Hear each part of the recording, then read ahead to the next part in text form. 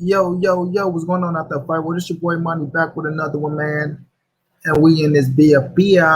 It did. See, I got bros in here already, man. I don't know if y'all still in this thing or not. I see y'all that came through. Like, what is Negro at? Mike Moss in this beer. Mac of the South in this beer. Zan Cold in this beer. Slew Money in chat. Phil J 508 in this beer. We going down, Phil J. Bud still on this bullshit. Fury versus AJ should fight Wilder next. I like Boots versus Ortiz. Charlo say he don't care about being undisputed. He just want to beat everyone at 160. Fight Canelo, then go to 175. But Mac of the South, I'm talking about Jermell, not Jermall. Most fighters at the top of competition fear Jermall. Which boxer do you see stepping up to fight Charlo next? I think I put Jermell. I know I didn't put Jermall. I know I ain't tripping on that. Like that, salute my bro, Money Brown TV. Yeah, Boots versus Ortiz would be a hell of a fight. The fight would be pretty big right now if they fight. But if they both get the belts and unify, the fight will be real big. Real big. Yeah. I agree.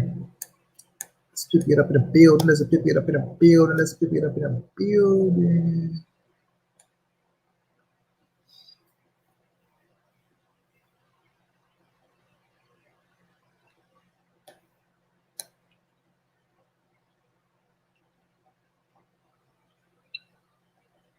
Hit the like button for your bro, man. If y'all come in, hit the like button for your bro, man.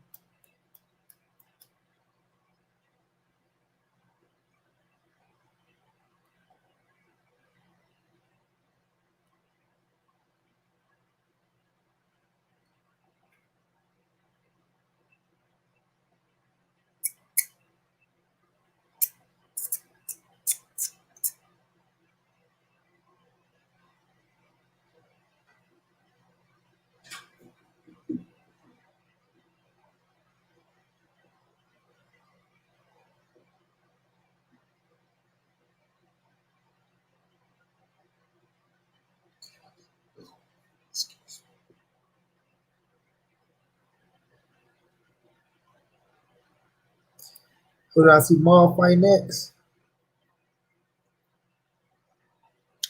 Chris Eubanks a good opponent. I don't know if that's going to be next. We got Chris Eubanks. I'm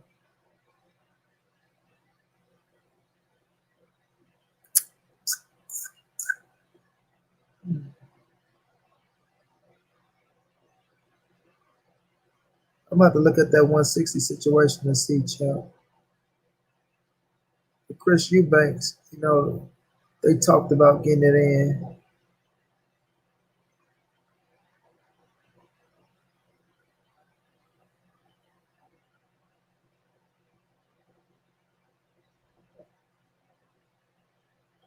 Man, I want to see him fight Andrade, to be real with you, bro. I know it ain't gonna happen, but that's my fight for him, Andrade. Ooh, Phil J, that's a bad one, bro. You feel me? But by Denny Jacobs being on the zone, bro. And then when they always talking about Andrade, they sent Jamal Charlo, a contract for X amount of money. Man, he won't come to no goddamn PBC to fight Jamal.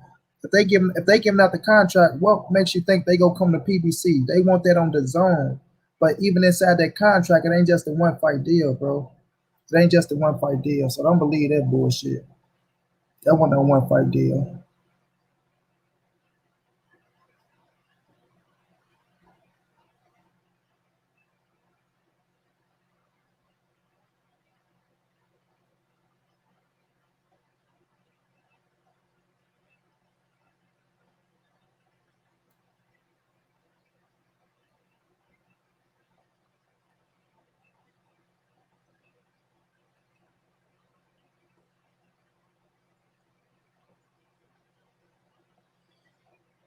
No, that's the bullshit they talking about.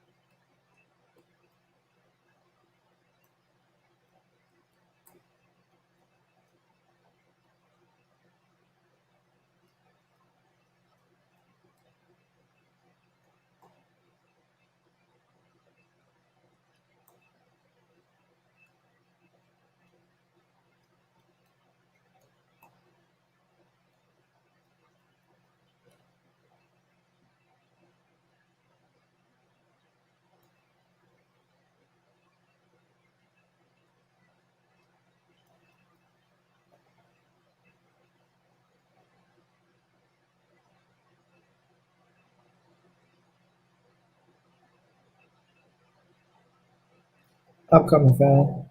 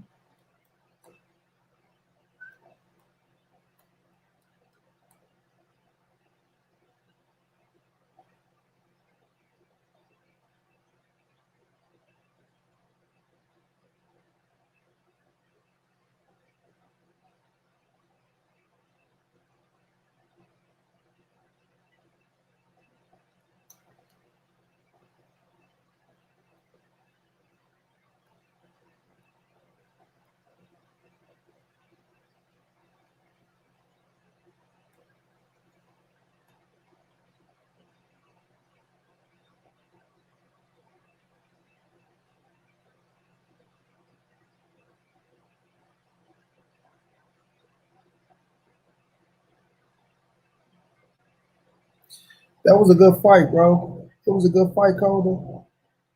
It could have went Rosario way. It could have went either way. I ain't gonna say it was no robbery or nothing, right? But it was a good fight, bro.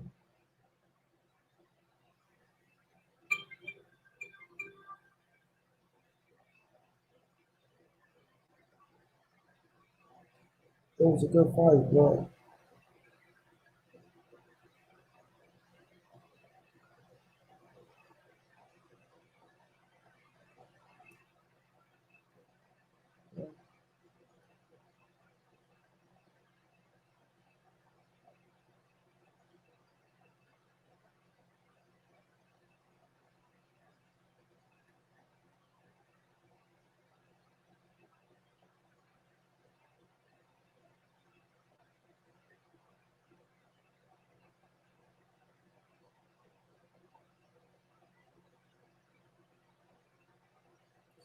Yeah, yeah, Marcus Davis, what would have happened? My brother Omega in the building. What's going on, big bro?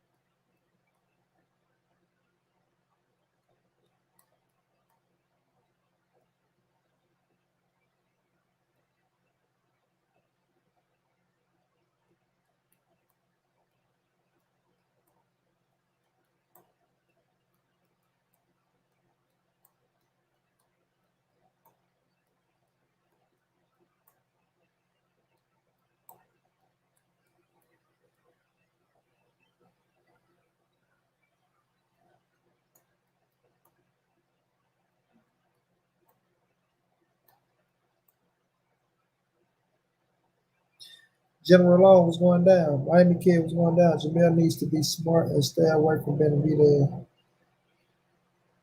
Yeah, I don't think the should fight Benavidez no more. I want to see him fight.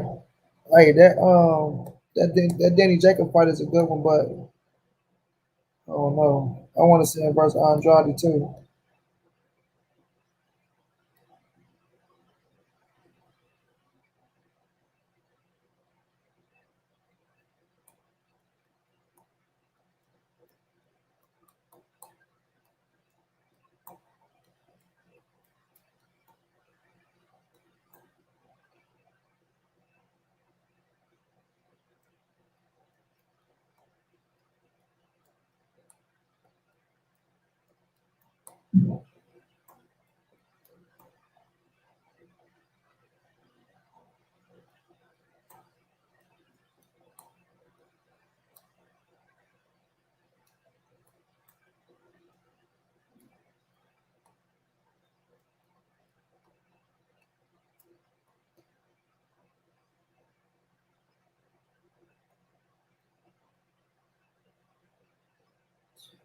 That will lose his chance to fight Canelo if he fights Benavidez or Charlo because they would be playing.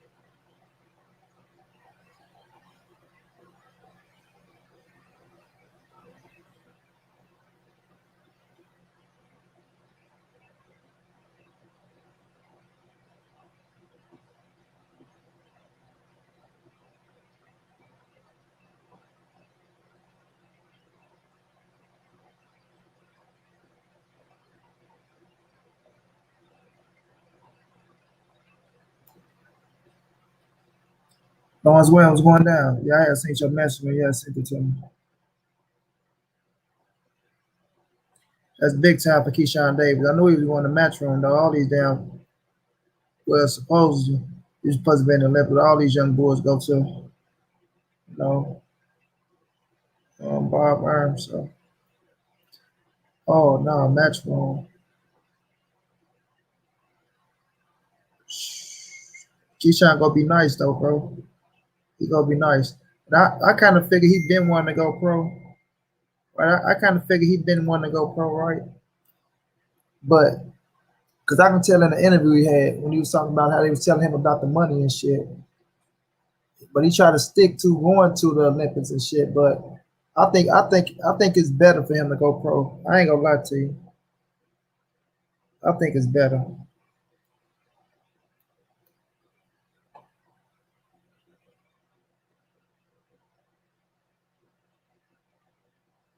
Benavidez coaches that say Charlo is a harder fight for Benavidez than Canelo. They know what more brings. He can say that, but he don't know if that's true or not. Bruce Gold's going down, my brother. Not gonna south back. The way Jacob looked against Rosado, Charlo will stop him. I'm sure Jacobs will be more motivated for Charlo, though, than he was for Gay Rosado. But I still think Charlo will stop him, though. Be a good fight. I don't know if Charlo stopped Danny Jacobs, but it'd be a good fight. I picked Charlo to win. I picked Charlo to win, but I don't know if he stopped Danny, though. Danny a tough motherfucker. You feel me? But let's get into it, fam. Let's get the show started, man. First, we're going to start off with the Bud Crawford Fanatics, man, right? Shouts out to my bro Blood Boxing. I was on Blood Boxing today. You know what I mean? Had to go to war with about 5 Negroes. You know what I'm saying? About 5 Negroes. But the things they say, man, the things they say, dog, and I'm a Terrence Bud Crawford fan. Let's not get it twisted. I ran for Terrence Bud Crawford too. You know, Bud a bad boy. You feel me? But they will spin this shit 1,001 ways, bro. Key, what's going down, bro? They will spin this shit 1,001 ways, bro. Let me know if you want to jump on, Key. I'll shoot you that link, bro. You know, they will spin this shit 1,001 ways and refuse. Okay, bro. Okay, just let me know. Just let me know. They will spin that shit 1,001 ways and refuse, you know what I'm saying, to tell Bud to accept the 60-40, dog. Or if you ask them, is Earl work more? How you know he worked more? Listen, man. We know these dudes ain't no fucking Manny Pacquiao and no fucking Floyd Mayweather. We know these things. Okay, we get that. No, they not Miguel Cotto's. You know what I'm saying? They not pulling in Shane Mosley numbers. They not doing that shit. They not pulling in Oscar De La Hoya numbers, Canelo numbers. I get it, right? But that don't mean you supposed to dismiss what they are doing. That's what people try to do, bro. Andrew Charles, what's going down? They try to dismiss what's going on because oh, it ain't Mayweather and Pacquiao, so neither one is a superstar. So why don't they just fight? Well, okay, but if one man is making more than the other man, right? It shows you that this man business is bigger, right? So how the fuck is y'all gonna look at it just oh because it ain't hundreds of millions of dollars and because it's maybe 20 million, it don't mean shit. No, it still means something. If one person deserves more than 20 than the other man, then that man should get what the fuck he deserves, bro. Right? But they go all the way around the world, bro. They will go all the way around the world instead of just staying right here. You feel me? Let's just stay in 2021 and what's going on with Earl and Bud right now. You know what I mean? What's going on with Earl and Bud right now? And the only thing I got a problem with is the business side with Terrence Bud Crawford. That's it. That's it, bro. That's it. That's all like Batman to say. Y'all can say Bud gonna win the fight all y'all want to. Y'all can say Bud the better fighter, Bud this, that, all that shit. But if we keeping it real, dog, if we keeping that shit all the way real, right? Because if you take Earl Spence and Terrence Bud Crawford name off, and you misplace it with two other names, the person who's being replaced by Earl Spence, I promise them they'll say, "Oh yeah, that man deserved, the biggest share of the pie." EJ, what's going down, bro? I promise you they will say that shit, bro. I promise you. But since it's Earl Spence, and a lot of these niggas have a problem with Earl Spence, they gonna make up a whole lot of bullshit to make it look like he ducking turns Bud Crawford. One man say, right, one man say that Bud said before he even came up to 147, I'm going up to 147 to expose Earl Spence. Right? That man say he's going up to 147 to expose Earl Spence and show Keith Thurman that he ain't what he really is. Bud never said no shit like that, so that was a lie. Right? A whole fucking lie. You feel me? Marcus say, who's the fighters to you, fella? Who's the fighter to you? You talking to somebody else, Marcus?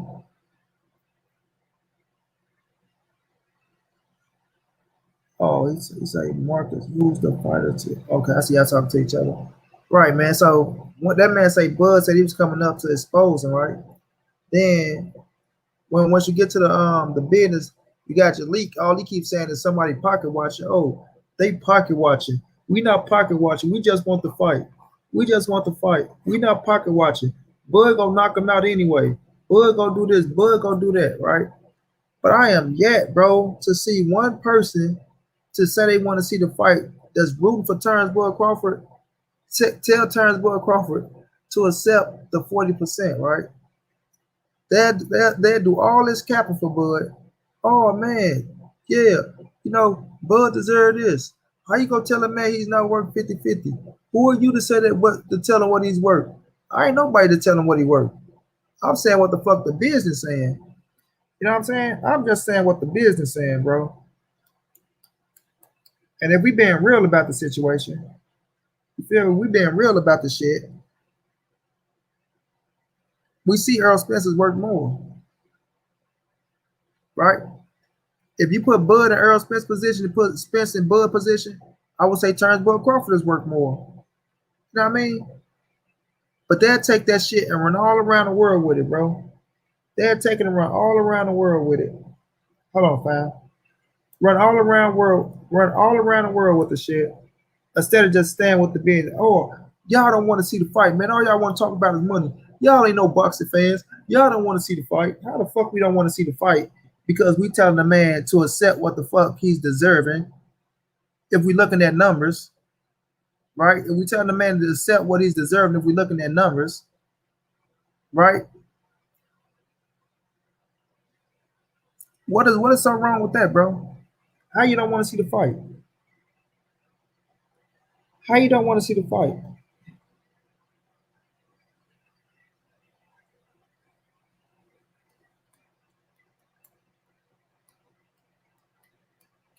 Right, my family.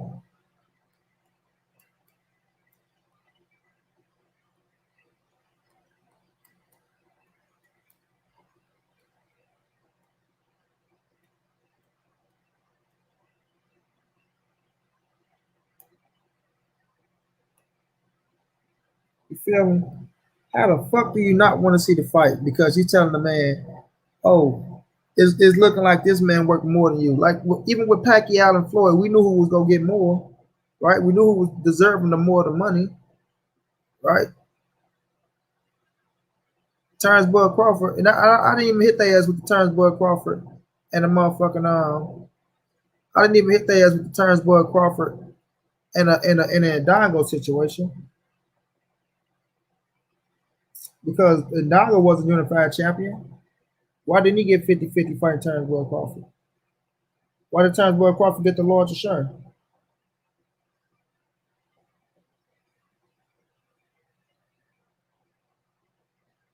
Let me send out a few trying to send these links out, y'all. I'm coming.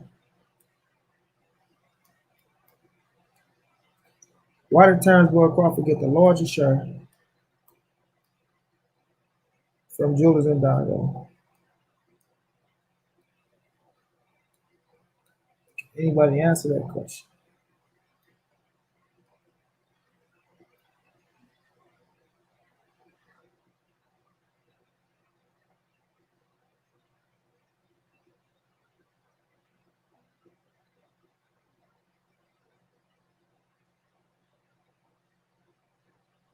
That's a fact, rap star.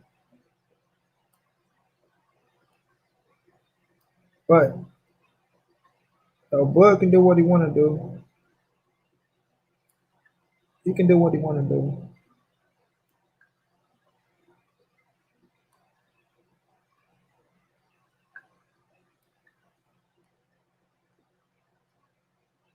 But these same dudes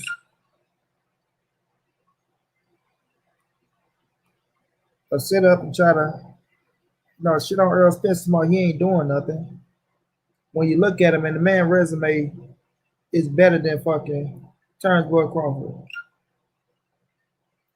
The man resume is better than Terrence Bud Crawford, but they ain't going to acknowledge that. They not going to acknowledge it. They is not going to acknowledge it, bro. They going to, like, dude discredited Danny Garcia. He say Danny Garcia ain't shit. Dude discredited Keith Thurman. He said Keith Thurman ain't shit.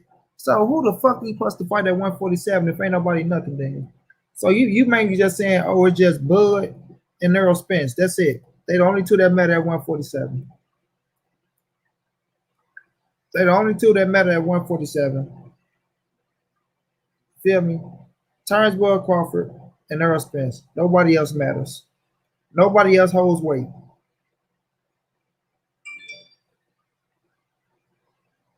You feel me? Nobody else holds weight at 147, right? That's the delusional part to me, bro. That's a delusional part to me. Jermell said they tried to argue network. Then I said Bud has been a pro longer, yet he and EJ network almost the same. So yes, EJ making more than Bud. That shit, man, that network shit. If you're telling me Earl Spence is only worth $7 million and Bud Crawford only worth $8 million, come on, that's bullshit. That's bullshit. Them dudes worth more than that, bro. Marcus Davis say, to me right now, it's Earl Spence. If we're talking about right now, today, it's Earl Spence for me. You can say Canelo or Bud too, but to me, it's Earl Spence. Marcus, to me, Jermell and Spence. Salute family. You know what I mean?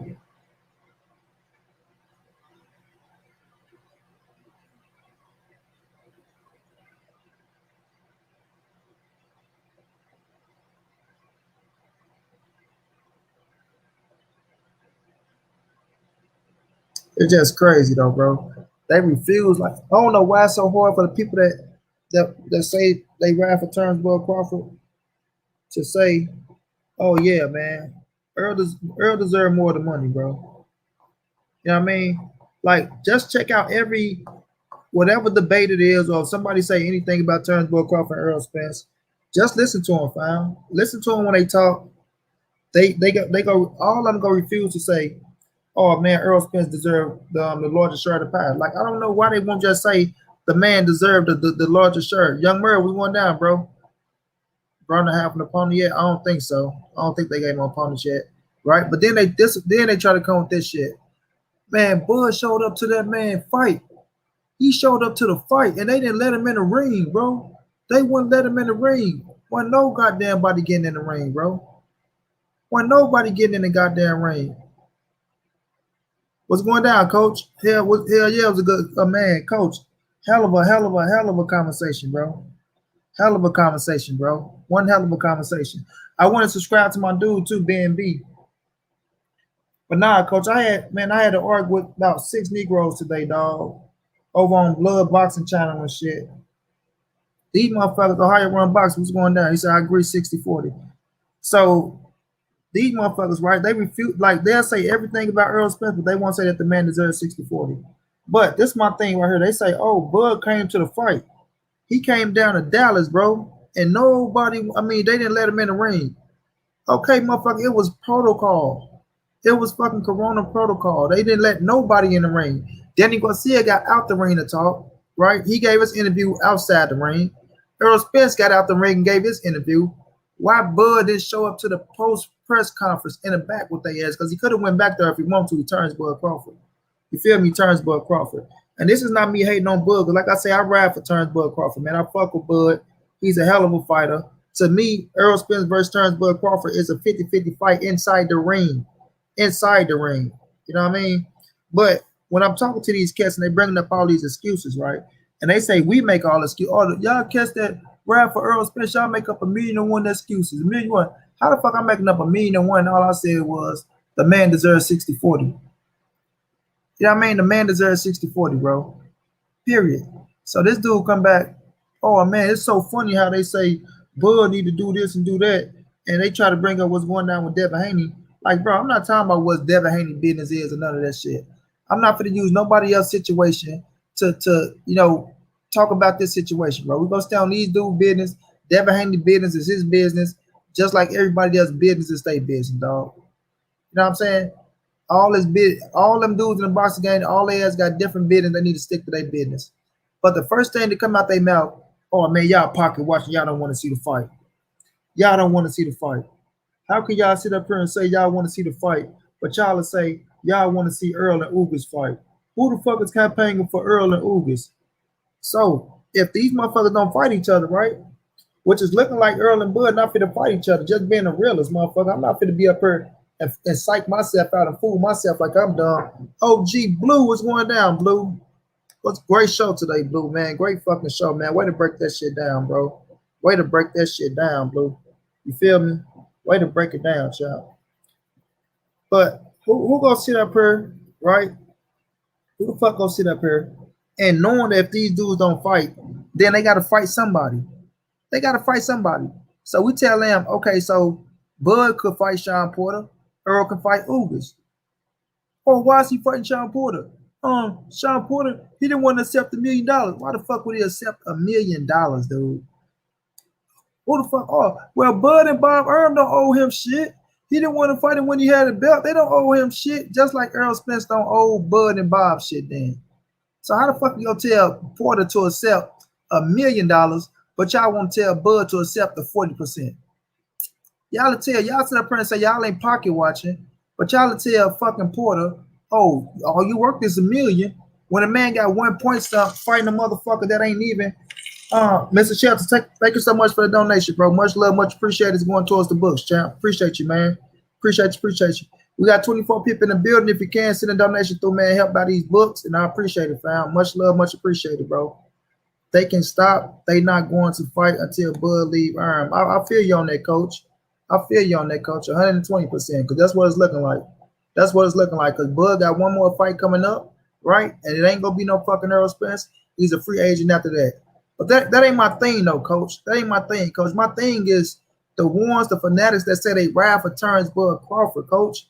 It's hard for these motherfuckers to say that Earl Spence deserved the largest share of pie, right?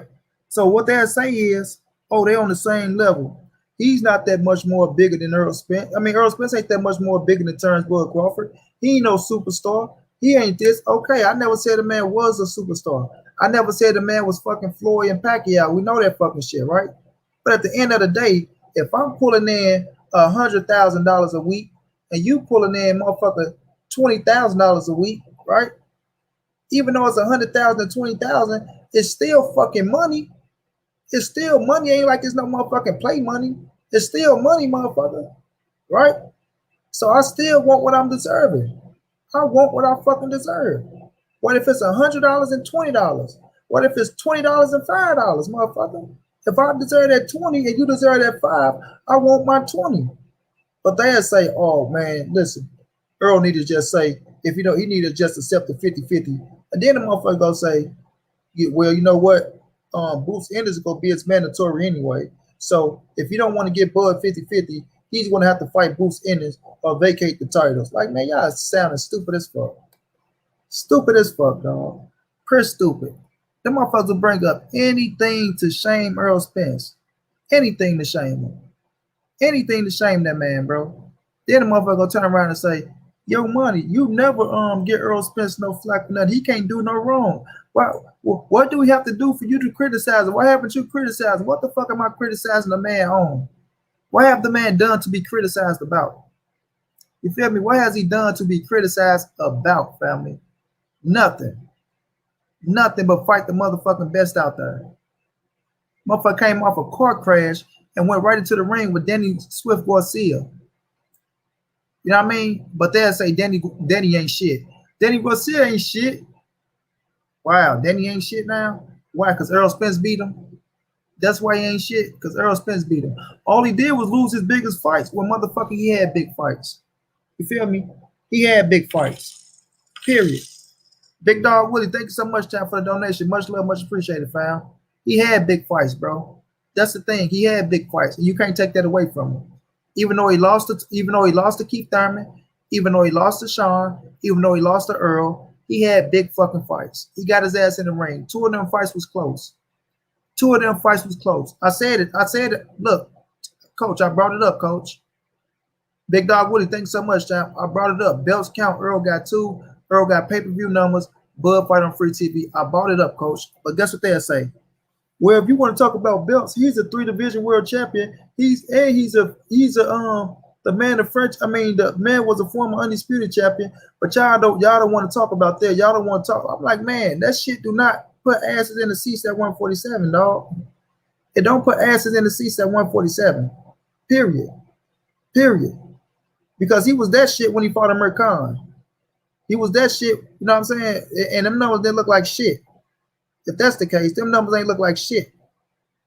And this ain't me, like I say, this is not the shit on Bud, bro. But this to put these retarded ass fans, you know, in the right perspective. Because they sit up here, well, it only look like one man want to fight for me. The only man look like they pushed him for the fight is Bud Crawford. He carrying this fight. How the fuck is Bud Crawford carrying this fight? Because he said he want to fight Earl Spence? That's how he carrying the fight. Because he said he want to fight Earl Spence, he carrying the fight. Motherfucker, this fight is going to be on Earl Spence Jr. back.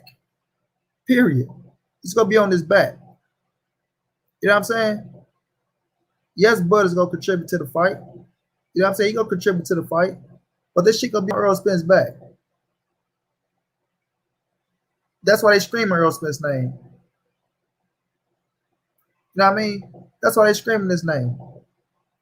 Then they say, why would he say, oh, I'm not worrying about Terrence Bud Crawford? Being boxer. Thank you so much, champ. Thank you so much. Much love, much appreciated, fam. Much love, much appreciated. Then they say, why didn't he say, oh, he's not worrying about Terrence Bud Crawford at the press conference? Man, he said he's not worrying about nobody, bro. The man said, all right, I just got back. You feel me? I just had a hell of a fight with Danny Garcia. Just got myself back into shape, right? Now I'm gonna go chill out for a minute. I ain't kicked it with my daughters in a minute, right? Knockout Boxer 86 was going down, bro. Knockout was in that bitch. He held it down, keeping it real. You know what I'm saying? Keeping it real. But they say, why didn't he say, oh, I'm not worried about Terrence Bud Crawford? Look, the man didn't mention nobody. He said he's not worried about nobody, not just Bud Crawford, right? But this is the thing. On ESPN, right, that they try to say, oh, they said Earl Spence's name. They ran a whole Earl Spence smearing campaign. You feel me? What's going down, baby Quan? They ran a whole Earl Spence smearing campaign. Try to force Kell Brook to say, Terrence Crawford was the better fighter than Earl Spence, right? They try to force him to say that shit, right? He kept saying he don't know. Then you got Tim Bradley, old bald head cooning ass, sitting up there talking about Earl Spence don't want this fight, Jim. He's not going to fight. After what he just did to Kell Brook, they're not going to want this fight, right? Earl Spence, he's afraid, he's ducking, he don't want the fight, right?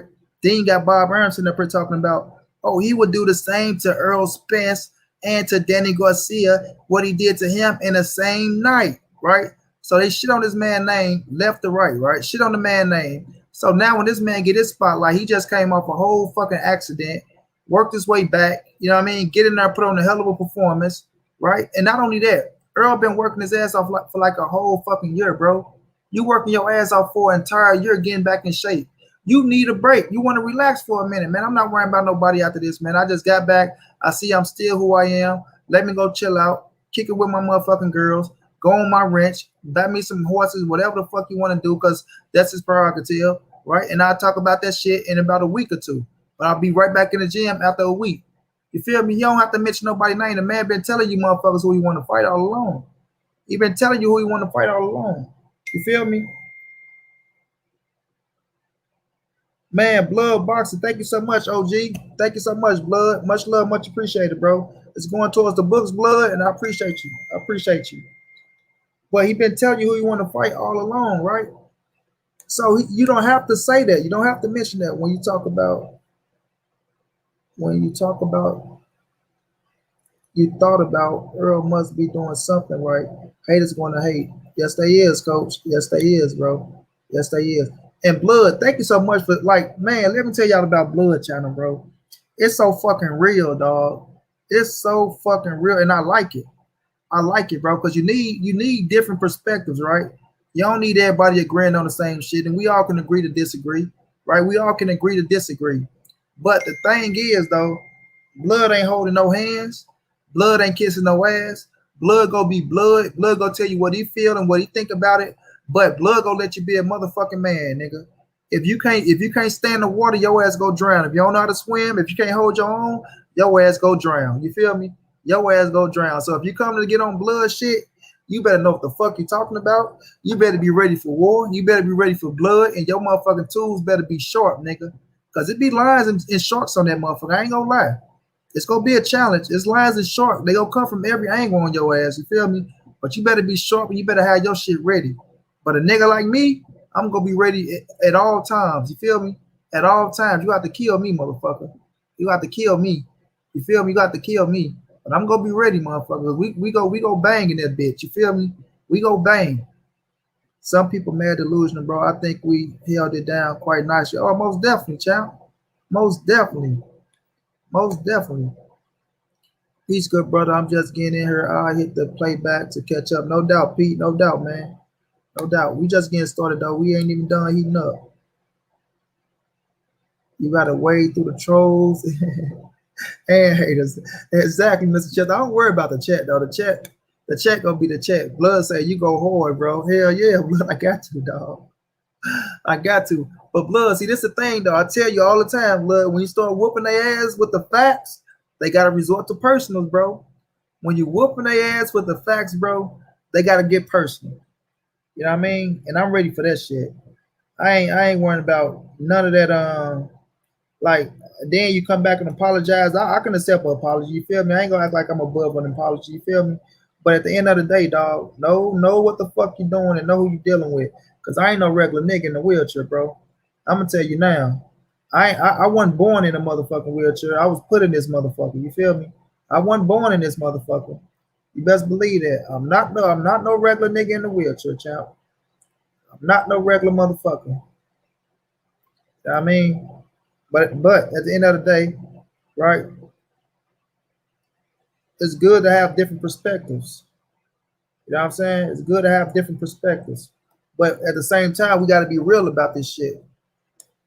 We got to be real about this shit. Period. Ebony Queen, what's going down, beautiful? Salute, money, and everyone in the chat. Hold on, Ebony, let me rent you up real fast. But we got to be real about this shit at the end of the day, dog. Because that's the only how we go get somewhere.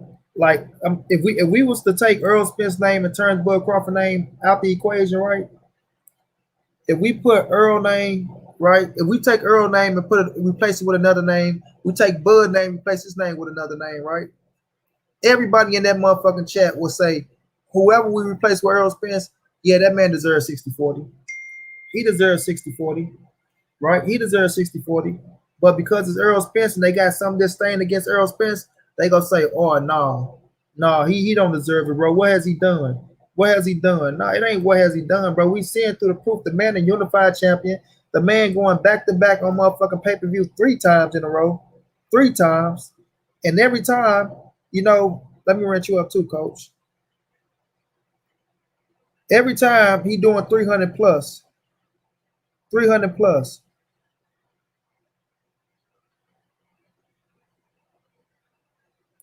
Let me put this up here real fast, Miami J. I'm gonna send this link out to my brother Keon real fast. First, let me wrench up this beautiful queen, dog. Where she at?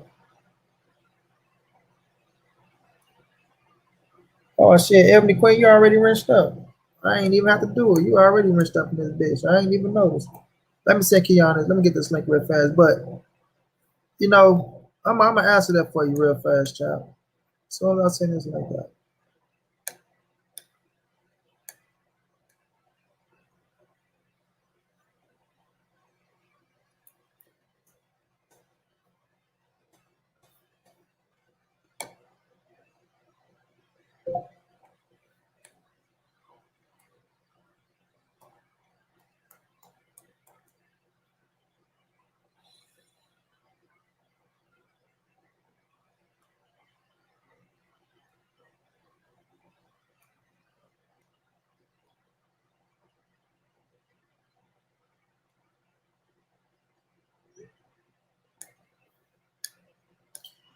All right, so he say, I heard Spence say 70-30. I think Bud is willing to take a pay cut, but that's just disrespectful. I honestly believe Bud will give Spence that work. All right, look, if you believe Bud will win, I don't got no problem with that, bro.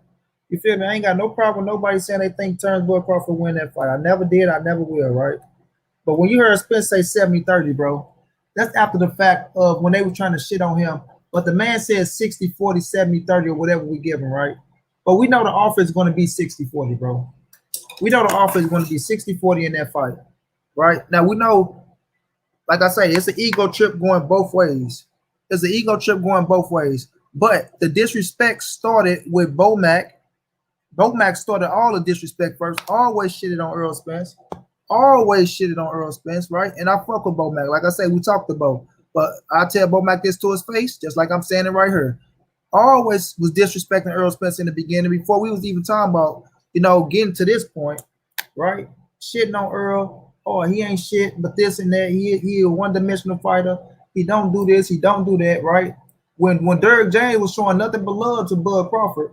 But y'all want to talk about disrespect. Let's talk about how Bernie and Team Crawford shit on Earl Spence to the maximum of their ability. To the maximum of their ability. Earl ain't shit. He ain't nobody. He ain't nothing but a motherfucking drunk. Ain't nobody tell him to go out there like all bullshit, right? But y'all don't see all that shit. Y'all don't see all the disrespect. So y'all think Earl supposed to show love back when a motherfucker sitting up there shitting on his name? Hell no, man. This ain't no motherfucking buddy group. You feel me? This ain't no fucking buddy group. But to all the motherfuckers that's talking about Earl ducking, oh, Bud did this, Bud did that. But they fail to say Bud said, oh, I talked to Earl, we go fight. He a cool dude. He's not ducking me. You feel me? How that just go over y'all motherfucking heads? Hold on, y'all. I'm gonna get to the chat in a minute. Let me put this down. Charging this computer. How they just go over their heads though? But they refuse to tell Bud to accept that 40%, but they want to see the fight so damn bad. So damn bad, right? And if Earl try to move the goalpost from the 40%, then it's up to us to get on his ass. It's up to us to get on his ass and say, nah, EJ, bro, you said 40, 60, 40. The man accepted 60, 40. What you gonna do? Right? But Bud talking about nope, 50, 50 or either 60, 40 my way. How about that? Y'all want to say Earl said 70, 30. How about Bud talking about 60, 40 my way or there's no fight? You feel me? How about that? How about that shit? But I guess y'all don't worry about that, huh? That don't mean nothing, huh? That don't mean nothing. Coach say, send them niggas my way. Facts. win every time. They can't fuck with you, coach. Marcus, what you thought on Laura? Y'all talking to each other. Ebony say they hate on Earl. They be ready to get in the ring and fight for Bud. Exactly, Ed. Exactly. I'm talking about they come to argue. They don't even want to talk about the split or none of that shit. They want to come and get disrespectful as fuck.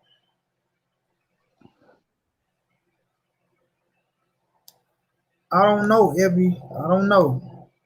I don't know. Like for real, to be real, I don't know. Bud Crawford is pound for pound number one. I got Earl Spence number one pound for pound. But if you got Bud, I don't knock you, bro. I don't knock you, right? I'm not gonna say that you can't say he's number one pound for pound, but I got Earl Spence jumping over turns Bud Crawford, he's number one pound for pound.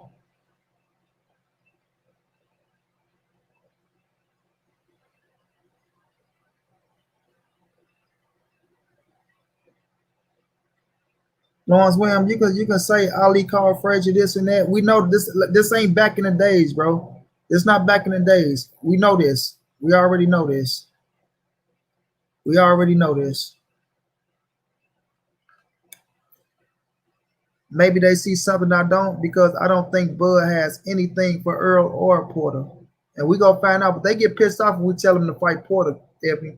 Why shouldn't he fight Porter? Why fight Porter? Porter didn't want to fight him when he had a belt. And when he did have a belt, he wouldn't fight Earl Spence. Motherfucker, that's on this side of the street. That's on his side. Then dude say, oh, when Bud came and he signed back with Top Ring because it wasn't no sides of the street. Motherfucker, so when Bud was starting, when Tim Bradley was fighting, right? What Tim Bradley say? You want to know another reason why he fight Earl Spence? You want to know another one? Here's the big one, guy. Pay attention. Here's the big one. We wasn't doing business with PBC. We wasn't fighting PBC fighter. So if we're not doing business with PBC, how can I fight Earl if we're not doing business with PBC? So what the fuck is that telling you right there, bro? Is that not size of the streets or what? You feel me? Don't be a fucking hypocrite. Don't be a hypocrite. You feel me? Lawrence, you can say what you want. Yeah, we know they soft and sensitive, all that shit. At the end of the day, right? At the end of the day, you feel me? People want what the fuck they worth and what they deserving. Turnbull, Crawford, and Earl Spence ain't no 50-50 fight. Right? So when these motherfuckers be trying to make a case, they go all the way around the world. As soon as we bring their ass back to the business side, we bring their ass right back to the business side. Oh, now y'all pocket watching. Why y'all want to pocket watch? We can't tell these men what they worth or what they deserve. Or when you motherfuckers can really say he deserved 50-50, right? How the fuck you gonna say he deserved 50-50 if y'all can't tell them what they worth and what they deserve, right? And I got Boston say, why the hell did Pac and Mayweather take so long? Exactly, bro. Different promotional companies, exactly. And then when Floyd offered him, and they want to blame it on Floyd, when Floyd offered that man the $40 million to come and fight, that motherfucker say no, right? He said no. He afraid of needles and all this shit. Now he don't want to take the test, right? But they blame Mayweather. They blame Mayweather, right? It's Mayweather's fault. It's always the motherfucker. It's always the A-side fault when the A-side make the offer and the motherfucker don't want to accept the offer. It's always the A-side fault. And then they love bringing up Deontay Wilder and Tyson Fury. Oh, but Bob Arum, they made Tyson Fury and Wilder. So that shows that ain't no side of the street. First of all, the first fight had nothing to do with Bob Arum. That's a fact. Get your motherfucking facts right. It had nothing to do with Bob Arum. Second of all, the rematch was in the fucking contract, right? The rematch was in the contract. They supposed to fought a rematch right after that fight. Right after the first fight, they supposed to went right back into the next fight. But what happened? What Bob Arum say? No. We're going to let Fury get 2 fights, and the fight's going to be bigger down the line. So this motherfucker got 2 more fights. He stalled the fight, gave Fury 2 more fights, and let the motherfucker go to WWE. Then the Wilder fight occurred.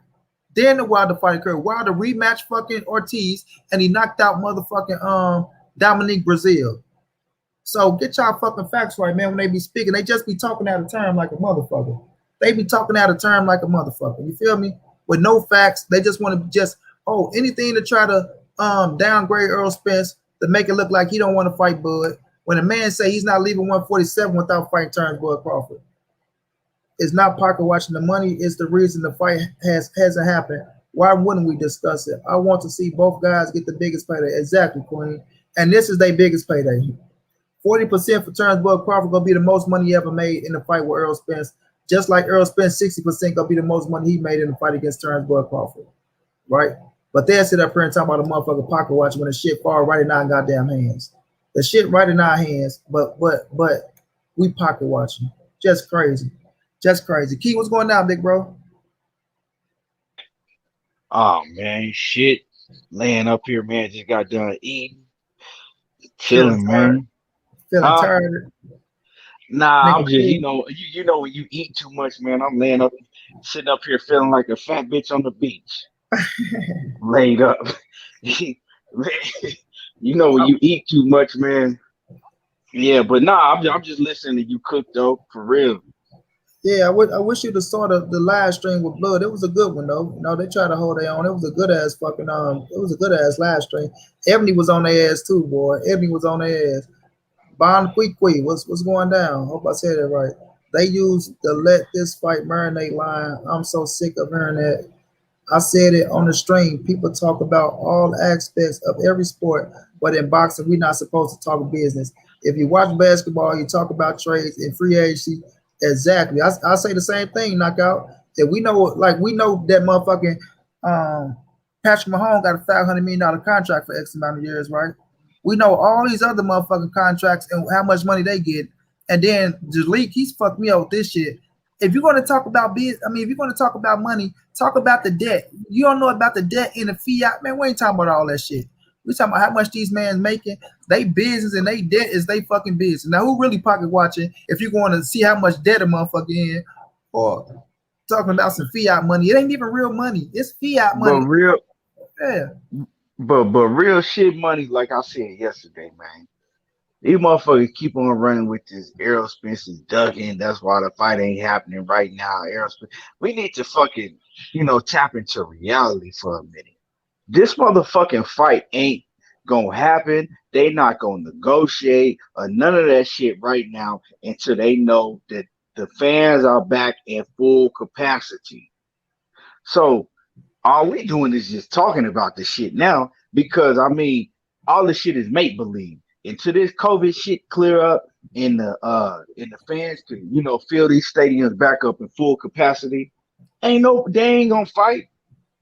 right. That fight is too big. You not finna see no cross promotion matchups like that. All these other fights it can happen, but not no Uh-huh. big cross promotion. Not no you talking about Fox, Fox Sports, ESPN, Top Rank, and PBC, right?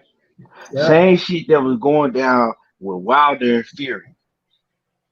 You not finna have you not finna have that, right? It's like You they heard missing them out on talking money. about the yeah, you heard them talking about the Wilder and Fury, right? They try to put it on Wilder, right? But it's all a lie because you heard Bob and you heard Fury and you heard Frank Warren. They was all talking about, look, you know what I'm saying, we don't want to have this fight with no fans in attendance.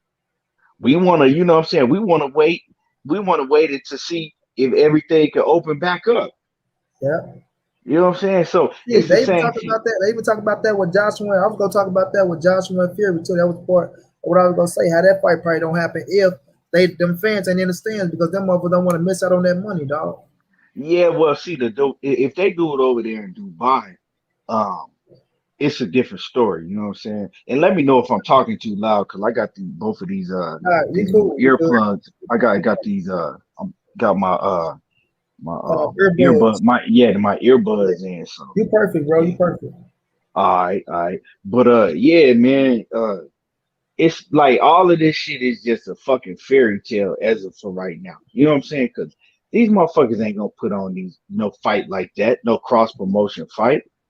Uh-huh. So we keep talking about it, but it irritate me when you got these motherfuckers that don't understand, right? And they keep on, it ain't happening right now because Errol Spencer's ducking. They could fight next. They could no the fuck they can't. They not finna, you know what I'm saying? And then you hear Bob Arum, he always been talking. He continued to say it. You know what I'm saying? Both of Hmm. them fighters gonna want too much. Who gonna pay them? Yeah. You feel me? So I mean, when you got a man own promoter coming out telling you what it is, you know what I'm saying? He said he ain't willing to put up no fucking money for it. Nah, but So I they said mean, when you say that, key, they gonna say you can't trust Bob Arum. He don't know how the fuck you can't trust Bob Arum. He the man promoter. That what kills me. yeah. So it's like, man, we keep talking about this shit and having to go back and forth. It's like, man, reality is we ain't gonna see this shit next. That's just what the fuck it is. And You know Key, what I'm that's saying? where I was at Reality. with it, right? Knockout. Ain't that's where I was at with it, knockout? And I was saying we need to let Bud fight Sean, right? And Earl can get Ugas. So he gonna tell me, so if Earl fight Ugas on pay-per-view, are you gonna buy it? I say, yeah, I'm gonna buy it. See, that's the reason right there. You buying bullshit. Who wanna see that? I say, listen, man, don't tell me what the fuck is bullshit with my goddamn money. But I say, considering if they, man, you talked about this, Key. If they if Right, they right. if they elevate Ugas to the motherfucking super champion, how the fuck is it bullshit? If that's saying if I don't know what's gonna go on with Manny Pacquiao in the scrap, but how the fuck if it's bullshit? If it's a unification bout, right? And Earl Spencer has proven and showed to you that he can carry a pay per view with 300 plus. You feel me? That's how they getting paid. What they getting paid. So if that man can carry a pay per view doing 300,000, right? Even with a Ugas, because Ugas still a top 10 motherfucking welterweight. He number six. Number six. Shayna, what's going on, baby? He number What's six. good with you, Trina? Number six in this motherfucker, right? And he got a world title, the super. One step closer to a Turnbull Crawford fight for you stupid motherfuckers who all want to see the fight, right? Undisputed. And Bud got one more fight with fucking Bob Arum. However this shit play out, it's gonna play out. But if you want to get close to the motherfucking Bud Crawford fight, somebody need to get that scrap about from Manny Pacquiao if you're not fighting fucking Terrence Crawford or Earl Spence. So if Ugas get that bitch or they let Ugas fight somebody for the shit and Earl was to fight Ugas, that is an okay fight. I ain't saying it's the biggest fight at the fucking division, but it's damn sure a credible and quality It's fight. a it's a fight that makes sense. Right. You feel me? It ain't no fucking fight that now one of us gonna be sitting up like, oh, I can't wait to see Ugas and Errol Spence because I want to see what's gonna happen. Man, we all know Errol Spence gonna beat the shit out of Ugas, but you gotta respect it if they make that fight like money saying. What you saying is that if they elevate Ugas, right, and then they Yeah. make the fight, and then EJ take that fight because it's a put him in a position to have three belts. It Mm-hmm. makes sense. You feel me? It makes sense. But if they don't do that, like me and you talked about, they don't do that.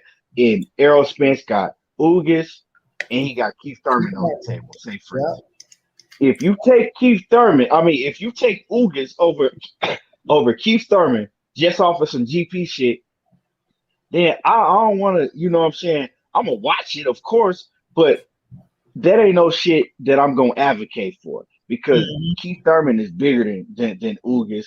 Everybody want to see him and Keith Thurman more than the Ugas. But you know, if it's for a belt and they elevate Ugas, well then that shit only makes sense. That's what I was saying, bro. Because I'm on what you saying, Keith. We know they not fighting. Like this be real. If we being real, they not fighting each other next. We know this shit. We know it. So what we looking at is who the fuck, you know what I'm saying, they fit to fight next. Because that's what it come down to. And he say, Monty, who is Earl Spence next opponent? I don't fucking know. I don't know. But at the end of the day, I know they go fight some motherfucker. They both of them need to fight somebody with some substance, especially if Spence saying he going back on pay-per-view and Bud talking about he want X amount of dollars, then you need to fight some motherfucker over there with a fucking name. And if you go be Sean Porter, I gotta come with more than a fucking $1 million. More than a fucking $1 million. Let me say, do y'all think Boots is going to beat Spence next fight? Oh no. Hell no. Nah, hell, He fighting hell no. Sergey Lipinets next. Boots already locked in for Sergey Lipinets. April 10th. Yeah, April 10th. That ain't gonna happen. You know, and Nah, then but see, real shit, real talk. You know what I'm saying? Of course, we all want to see Errol Spence fight somebody of substance, but real shit, he ain't really fucking got to. Look at his resume. The motherfucker that really got to fight somebody next, as that guy, you know what I'm saying? That's a big dog. Is Terrence Crawford. He yeah, got to. That motherfucker, his back against the wall. He really got to, cause unless you just fucking delusional, you're not finna accept watching Terrence Crawford fight another fucking Rudy Poo. Straight up. I mean, You know what if I'm saying? Errol Spence, he been fighting killers. Now, like I said, if you got Keith Thurman, you got Ugas, you got some hitters on the table, and then you just decide to fight like what I'm saying, some bullshit fight. I ain't gonna like that shit. I'm not gonna like it at all, and I'm probably gonna talk bad about the shit. But if you keep it real, he ain't got to do a motherfucking thing because he been showing out. He been putting up. You know what I'm saying? But Crawford, it don't matter how I don't give a fuck how good his skills is. Crawford, he got to put up now. He got to fight somebody. You got all these cats calling him out, and you got to fight somebody. Period. yeah, he said, why not Crawford? I'm all right with Crawford and Ugas. Look, I said if they elevate Ugas, bro, if That's Ugas, somebody. if you want to fight Crawford, that's somebody. I'm not knocking that fight. That's a hell of a fight, bro. That's a hell of a fight. But you got to fight somebody, bro. You got to fight somebody. Lawrence say Spence 2 options, Ugas 3 belts unification, or the mandatory, his IBF mandatory. I can't say his name, bro. I can't even pronounce that shit. But I know who he is though. I know the mandatory is. And the biggest name is Ugas. It's Ugas. So that's what it's gonna come down to. So Bud right there with fucking Sean Porter, that make all the sense in the world. If we saying no Earl Spence, what's next for these motherfuckers? It make all the sense in the world, bro, for him to go fight fucking Sean Porter. He know it himself. You feel me? He know it himself. You say, why not Spence versus Boots or a rematch Porter? Because Boots got a fight coming up, and Porter say he don't want Spence, he want fucking Turnbull Crawford. You feel me? He want Turnbull Crawford. I can't wait to see Boots back in the ring. That last fight disappointed me. He has a knockout for sure. Yeah, I knew that was gonna happen with that headbutt shit. I knew it. Crawford versus Thurman. Thurman told Bob to open up that checkbook. Bob ain't paying for nobody, dog. Earl Spence said he don't like crawfish. He said he don't eat seafood. Huh. Huh. Crawford got dementia. So, so really, Earl will win. Ugas and I agree. Cordilla are about the same level. Ugas name bigger than Cordilla, bro. They name ain't no same level. Stop it, Lawrence. If you talking about fighting wise, maybe if you talking about skills, but for his names, don't nobody know that damn man. We know who Ugas is. Everybody know who Ugas is. But go ahead, Key. Now what I was saying is really, really what we need to be doing is, coming to reality, realizing this shit ain't finna happen next. The fight ain't finna happen until we see what Terrence Crawford gonna do. When he get out, if he gonna stay with Top Rank or if he gonna get out of the contract because these cats ain't fighting that many fucking times anyway. Let's keep it 100. You know what I'm saying? They ain't finna fight no fucking 2 times. Uh, you know, uh, from now until October, and I say October because supposedly that's when Crawford's contract is finna be up, right? Uh-huh. So we lucky if both of them fight one more time in between then, right? And then after that, then we could really start putting the pressure on what's popping because we got to see what Terrence Crawford gonna do first. You Yeah. know what I'm saying? We got to see what he gonna do first. If he That's why go back on, if he go back over there and re-sign with Top Rank, right? uh-huh. Then what? Then what? Does he really want these fights?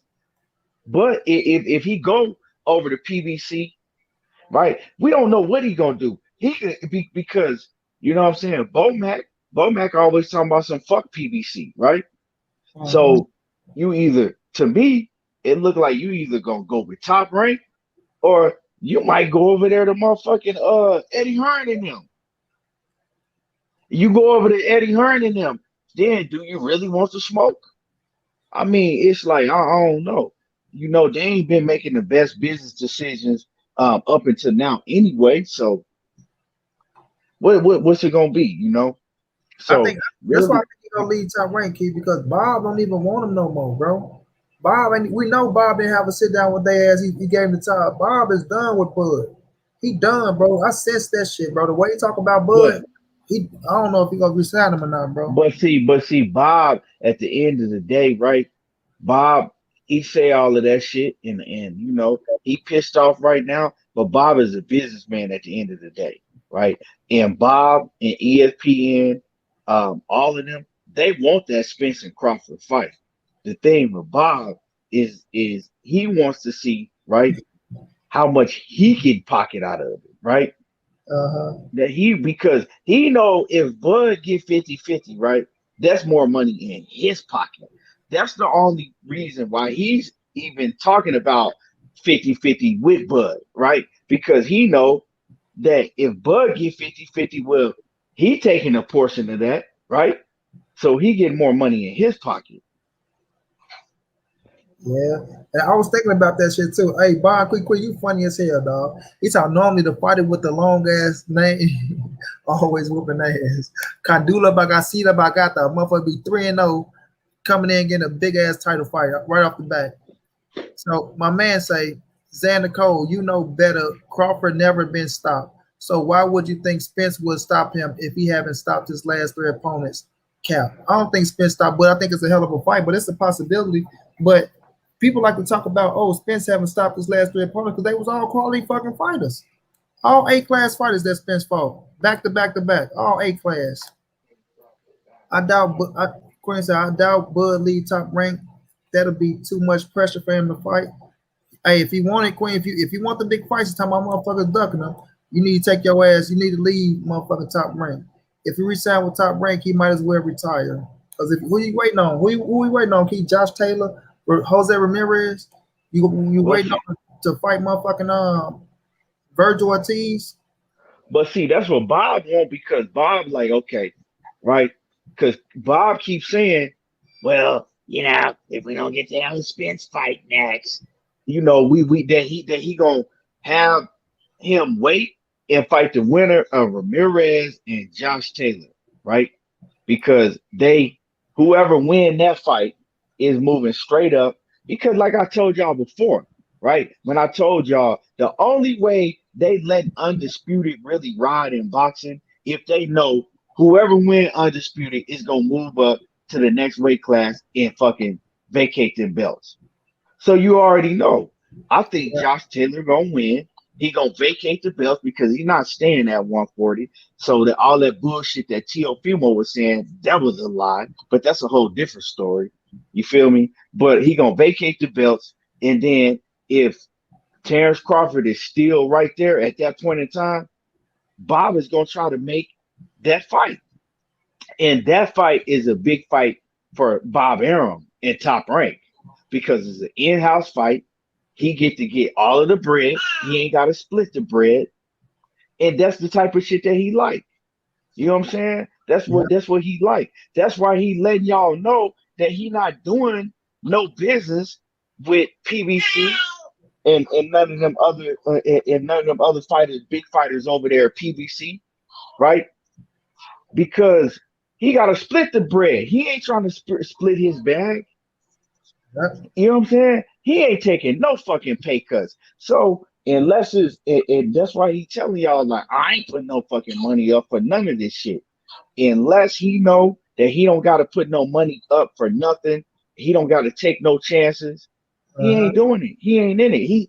That man damn near 90 years old now, dog.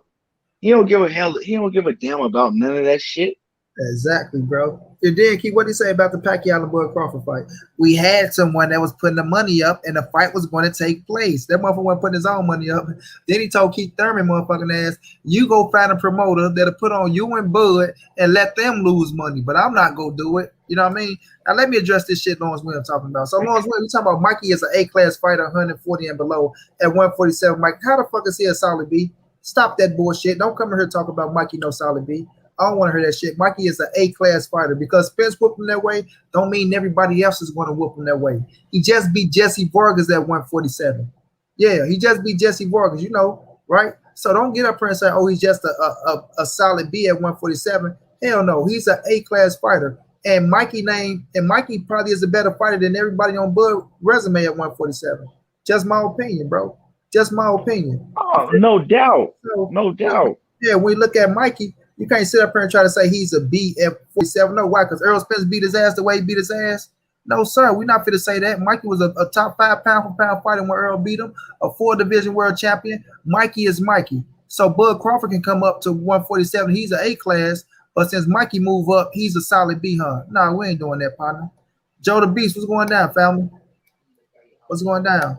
Stan Swish, what's going down, fam? I do agree with Lawrence Williams about that Vargas fight though. Mikey, that wasn't his best putting that when he fought Vargas, hey, Vargas gave that motherfucker a fit, dog. Yeah, but my Go thing is back. he won that bitch. He dropped Yeah, Vargas he ass. won. He won, but man, dog, Vargas was getting his ass. That shit real so that it really surprised me. Vargas was getting his ass. But Mikey is Vargas A ain't no class fighter. yeah, Mike. Mikey an A class fighter though. Yeah, but Vargas ain't no little But pushover you like gotta think, Mikey, right? Okay, when Mikey fought Errol Spence, Mikey was active. You know what I'm saying? He was beating everybody ass. Mikey, after the Errol Spence fight, Mikey ain't been active like that. Mikey thought he was a So nigga killer, bro. He wanted to be the nigga killer for real. yeah, but Mikey, you know what I'm saying? So that Vargas fight, you can't look at that shit and say that's Mikey at his best. The motherfucker ain't active no more like that. Listen, we can say he struggled in the Vargas fight. Vargas came and put up a hell of a fight, right? Vargas almost knocked Tim Bradley the fuck out, right? He almost knocked him the fuck out. He went and fought Pacquiao. He survived. Pacquiao ain't knock out Vargas. You feel me? Pacquiao ain't knock him out. So, okay, Vargas is a tough motherfucker. A Mexican, dog. He a Mexican. He ain't just no fucking pushover. But the thing is, Mikey got the W. And he dropped his motherfucking ass. You feel me? So that don't make him a B class fighter. So at the end of the day, you might call Vargas a B class, but Mikey ain't no fucking B class. That's why he beat him. No, not because Spence beat him. It was his performance against. So the performance against Vargas tells you everything about Mikey, huh? Stop it, Lawrence, man. That shit ain't flying. You're my brother and I love you, bro, but that shit ain't flying, bro. Let's Salute. talk about what you think about that Mikey Garcia and Devin, Devin Haney because it ain't no shit I think that's gonna happen. Like we was talking about earlier, man. All these motherfucking fights we talking about, this shit some fucking fantasy. You know what I'm saying? Like, what are these fights that we really talking about is a reality, anytime soon. I feel, But I like that fight though. I I feel really like that fight. Mikey told a nigga to go holler at Eddie Hearn. I kind of believe Mike, but let me read the Queen thing. Spence make them look bad. I watched the Porter fight again, and Spence was hitting him clean. Porter rushes you, but he's not that accurate. Ebony, when I tell people that fight was an 8-4 fight for Earl Spence, they call me crazy, biased, and just a fanboy. My brother, main man, said he had Sean Porter winning that fight. That nigga went back and watched the fight. That nigga gave Sean Porter 4 rounds and said Spence won that shit clearly. He got it on his Instagram page. He like a man. He say, man, Monty, you was right, bro. Earl won this shit. He say, what you say? He said, Sean was just throwing, man. He was missing a lot of punches. Earl blocked a lot of shit.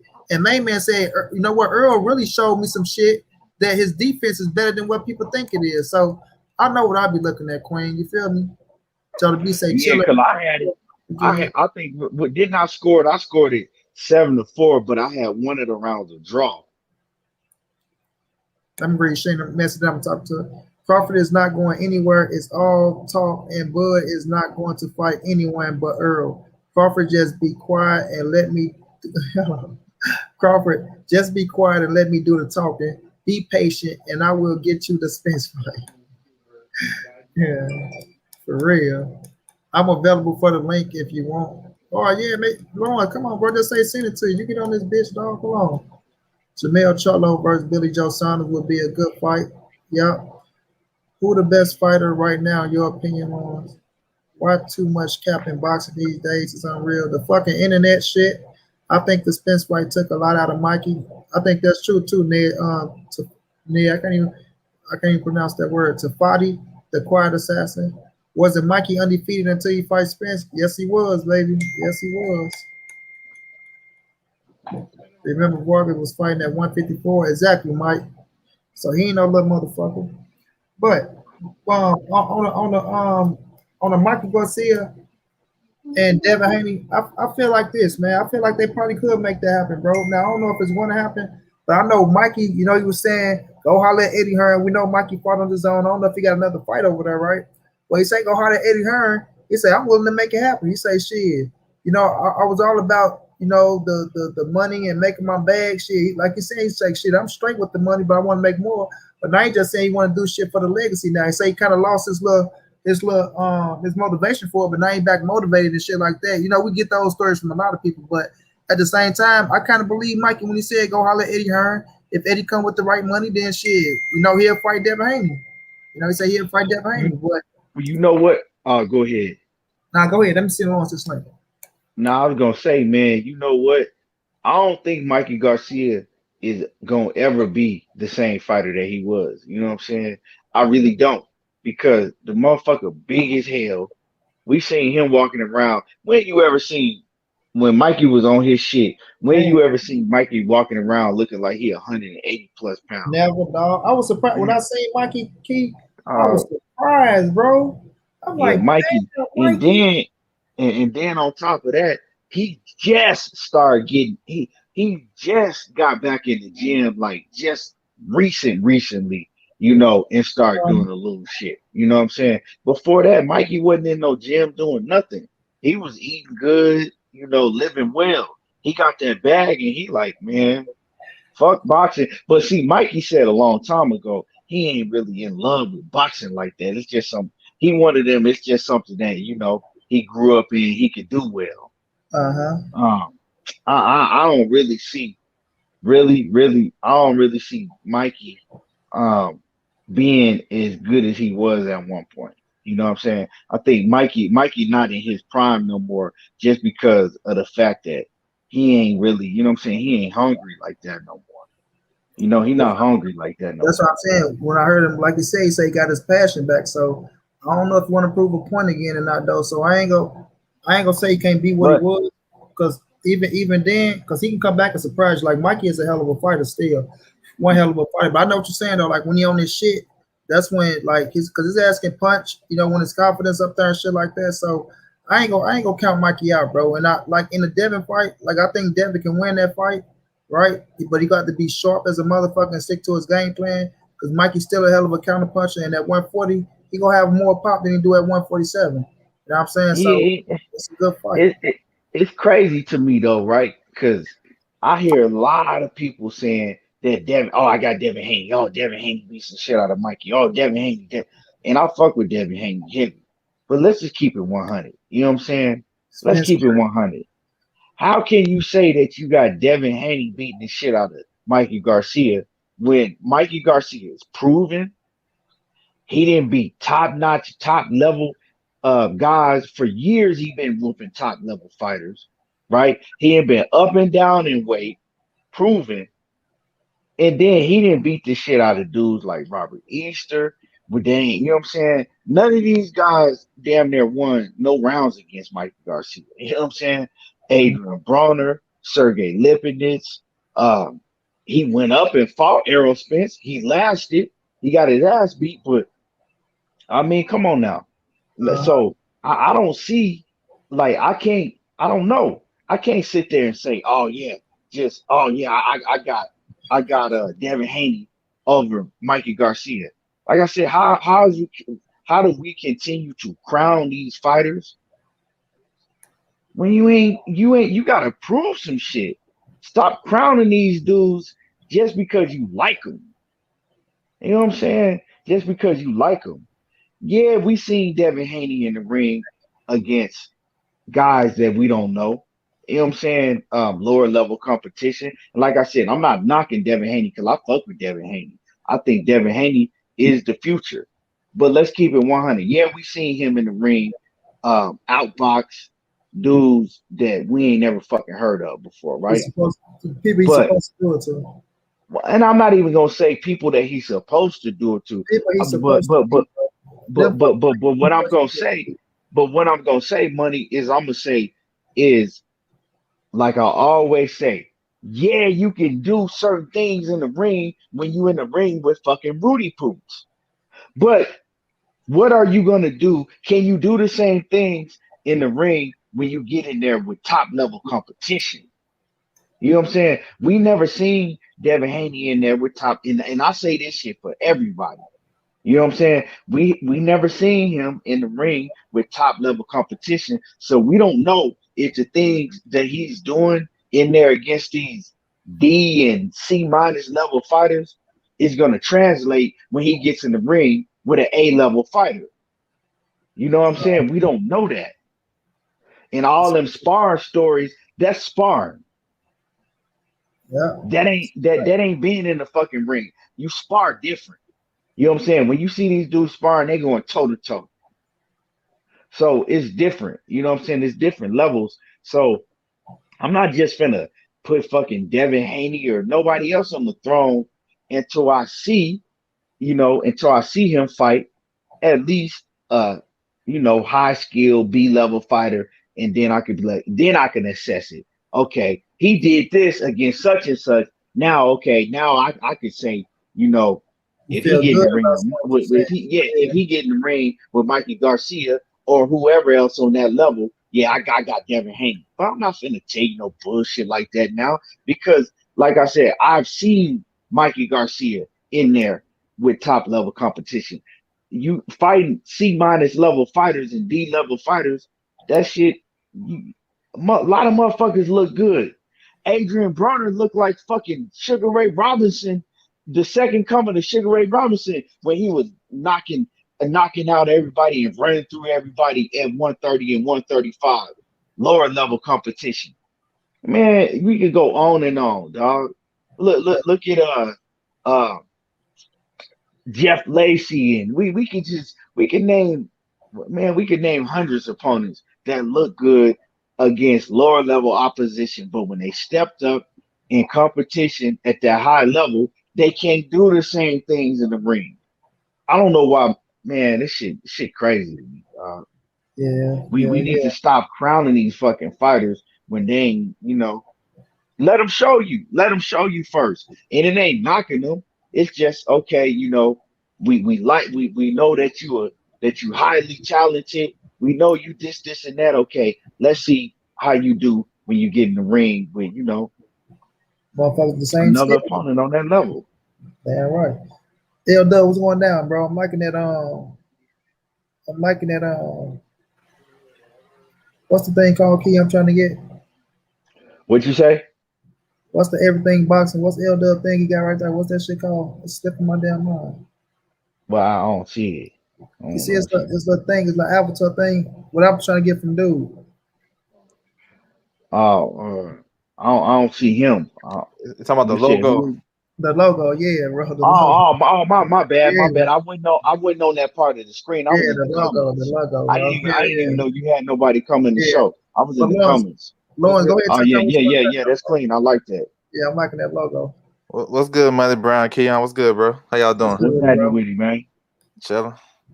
No, what I was saying about Mikey as a B solid B at welterweight because I wasn't talking about the Spence fight because he got dominated. I thought he was going to do better in that fight, but the Jesse Vargas fight to me, that was a 50-50. That was a six apiece fight. I mean, I thought he was losing the first couple of rounds until he hurt him like in the fifth round and dropped him, and that kind of changed the tenor of the fight. But it was still kind of 50-50 fight. You know what I'm saying? I scored it. If it weren't for the knockdown, I would have had a draw. So, I mean, if you basing that off a guy like Jesse Vargas, that's I think probably like a B level, they on the same level. And I think if he fight anybody else like Ugas or anybody else like that, he beat Lipinets, so I can't put him in there. But he's right around the same level. Even when he fought Lipinets at 140, I know that's a different weight class, but that was a good little fight too. So I don't think he's a class fighter at 147. He gotta show me more. But 40 and 35, yeah, I think an A class. Yeah, That's yeah, I'm fighting Devin at 40. yeah. I agree with you. I don't think he an A class fighter at 147 because when we talking about A class fighter, we talking about Errol Spence, we talking about Terrence Crawford, we talking about Sean Porter, Keith Thurman, cats like that. And he can't beat none of them. You know what I'm saying? At that 147, especially like I said, I don't think that Mikey Garcia that we saw in the ring against Jesse Vargas was the same Mikey Garcia that we saw in the ring against Errol Spence. You feel me? And it might sound crazy because Errol Spence beat the shit out of him every round, but he wasn't the same fighter because mentally he already had took a loss. Before he got in there with Errol Spence, his mental capacity was on a whole nother level because he felt that nobody can beat me.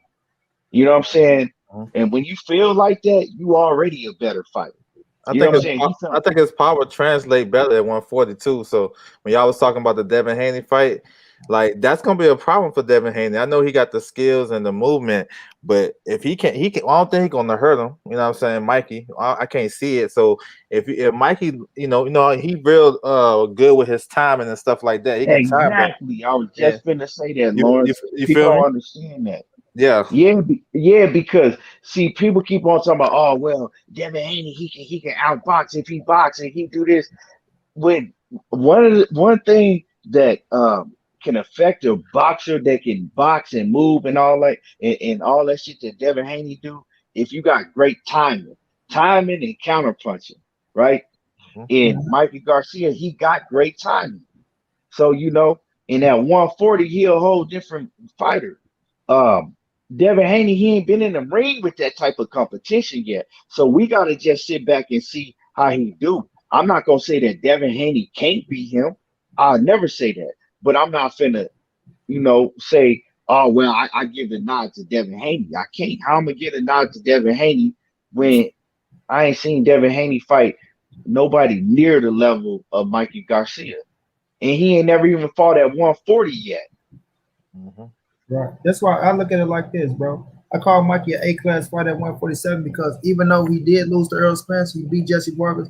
I think he hold his own with all them dudes. Even though he might come up short, but I think he hold his own with all of them because he that damn good. You feel me? Because anybody not gonna go in that bitch and go 12 with Earl Spence. You feel me? I think he hold his own with Porter, even though he probably lose. I think he hold his own with Bud, even though I think he probably lose. But he's that damn good to where he can hold his own with him. For us, him and Devin Haney, I feel like this, and I said this, it's in my video. I feel like that timing of Mikey Garcia and that power is fucking dangerous, right? It's dangerous. So what Devin is going to have to do is stick to his game plan and go in that bitch and box Devin motherfucking ass, right? I mean, sorry, Devin got to go in there and box the shit out of Mikey. Stick to your game plan. Don't get outside that shit because, like I say, hitting and not getting hit, he's one of the best at doing that shit, right? And I'm not saying he ain't gonna get hit. Everybody get touched, but I'm saying missing them big ass shots that's gonna nail your motherfucking ass. Devin is good to get with getting away from those shots. So with somebody like Mikey Garcia, you're gonna have to fight your fight and frustrate his ass and hit and not get hit. You feel me? But Mikey know how to set traps for your ass too in that ring. So it's just gonna be Devin being smart. Devin got a high IQ as well.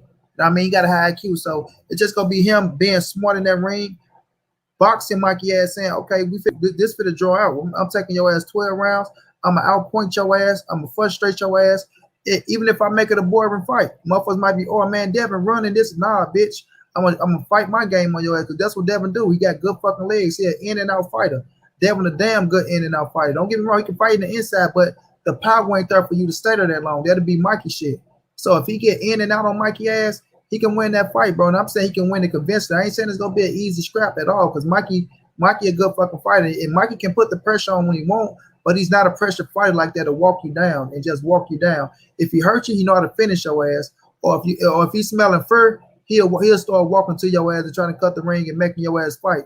But like Lauren said, it's a good fucking point. Dev ain't got that pop that really hurt Mikey. I don't see him hurting Mikey. I don't see him hurting. So he's gonna have to be smart in that ring and use his boxing skills because if Mikey can figure out how to get an inside on his ass or start cutting the ring to force him to sit down, that shit can get ugly in that bitch because we don't know if Devin can take that punch because he ain't never been hit by a motherfucker like Mikey Garcia. So it's gonna be interesting, very interesting fight. But I think Dev can win, and I think Mikey can win that bitch as well. Go ahead, oh my bad. This fight will be like the judges gonna have a tough time because I can see this fight where Devin gonna be boxing well because Mikey really not that active. He only throwing 1-2s and he'll, what I'm saying, trying to parry all your shots and stuff like that. So I can see Haney getting off to a good start. But Mikey, you can't lose focus against Mikey. Just like the Robert Easter fight. Robert Easter started off real good. He got those first 2 rounds. He was popping Mikey with the jab, but then the 3rd round he lost focus, and then in between, those middle rounds, he just basically was out of the fight. So if I can see it, how the judges like power, and then they like an active guy. Sometimes a guy's moving too much and he ain't really sent down on his shots, they're not gonna give him the credit. So it can be one of those type of fights where it's gonna be hard to score. You know what I'm saying? But I like it. I want to see it, man. I do too. I do too. Because remember, he called Mikey out before, and Yep. Mikey said he had accepted. But this time, though, it looked like Mikey a little more serious than he was the first time he said the shit. I'm just reading him, seeing how he talking about it, and he up for the shit, bro. He up for it. So, like I say, people saying yeah, it's fucked up. Dev got to do this and do that. But if you can go up and beat a Mikey Garcia, I think Mikey ain't bigger than everybody at 135 besides Tank, in my opinion. But he's still a bigger name than Tank because Mikey four division still got his Mexican fan base. You know what I mean? So that should do wonders for Devin. If you can go up and get his ass and beat him, Yeah. that'll do wonders for you, shit. I would love to see. I would love to see Devin because none of these other motherfuckers want to fight him. You know what I'm saying? They all making excuses and why why they not gonna fight him. So that'll be real good for Devin. He can go up and wait and beat Mikey Garcia. If Devin Haney can get this, see, that's what they really need to be doing now. He needs to forget about all that other shit, right? Because he put it in the air already. He needs to forget, and he got Mikey Garcia to respond. He needs to forget about all of that other bullshit because none of them dudes is gonna fight him. He needs to go full force, 150% on Mikey Garcia helmet if you think you can beat him, right? They Yeah. need to be out here on social media. And every time we see Devin Haney, he need to be talking about fighting Mikey Garcia. Shit, just like the OG last night said, he might need to smush Mikey Garcia in his motherfucking face. Smush him in his shit. You know what I'm saying? Pull up on him and smush him in his shit, right? Because if Devin Haney can get a Mikey Garcia fight and win that fight, that's gonna put him above all of them other 135-pound fighters, Yep. right? Now he gonna be above all of them, right? Because right now he at the bottom of the pack only just because ain't none of them fighting him. You know what I'm saying? None of Yeah. them want to fight him. They don't want to give him no chance.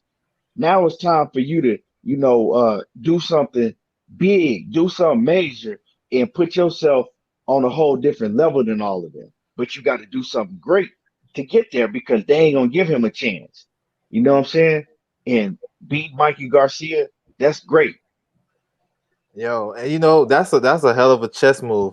And another thing that's underrated, I know we talk about the business of boxing, but if he did with Mikey in the business, you know what I'm saying, he gonna learn from him, and that's gonna make him because Mikey run his own career. He's in the meetings talking to everybody, and Devin Haney got his own promotion company, so that would help him even more further along his career as a guy where you got to come talk to me now. You say I'm third on the list, now I'm number one because I know this about the game. And he can learn that from Mikey because when you beat a guy, it's not just about in the ring, yo. It's more than that. You learn about the money, you learn about how you can move promotion wise, you learn about everything. Just a promotional tour, just like how Floyd got it. Everybody that take that throne, they do the same thing those guys did before them. They can do it better. They can tweak it a little better. So I think that's a perfect chess move. If you can get that fight at 140 with Mikey, yo, that's a good one.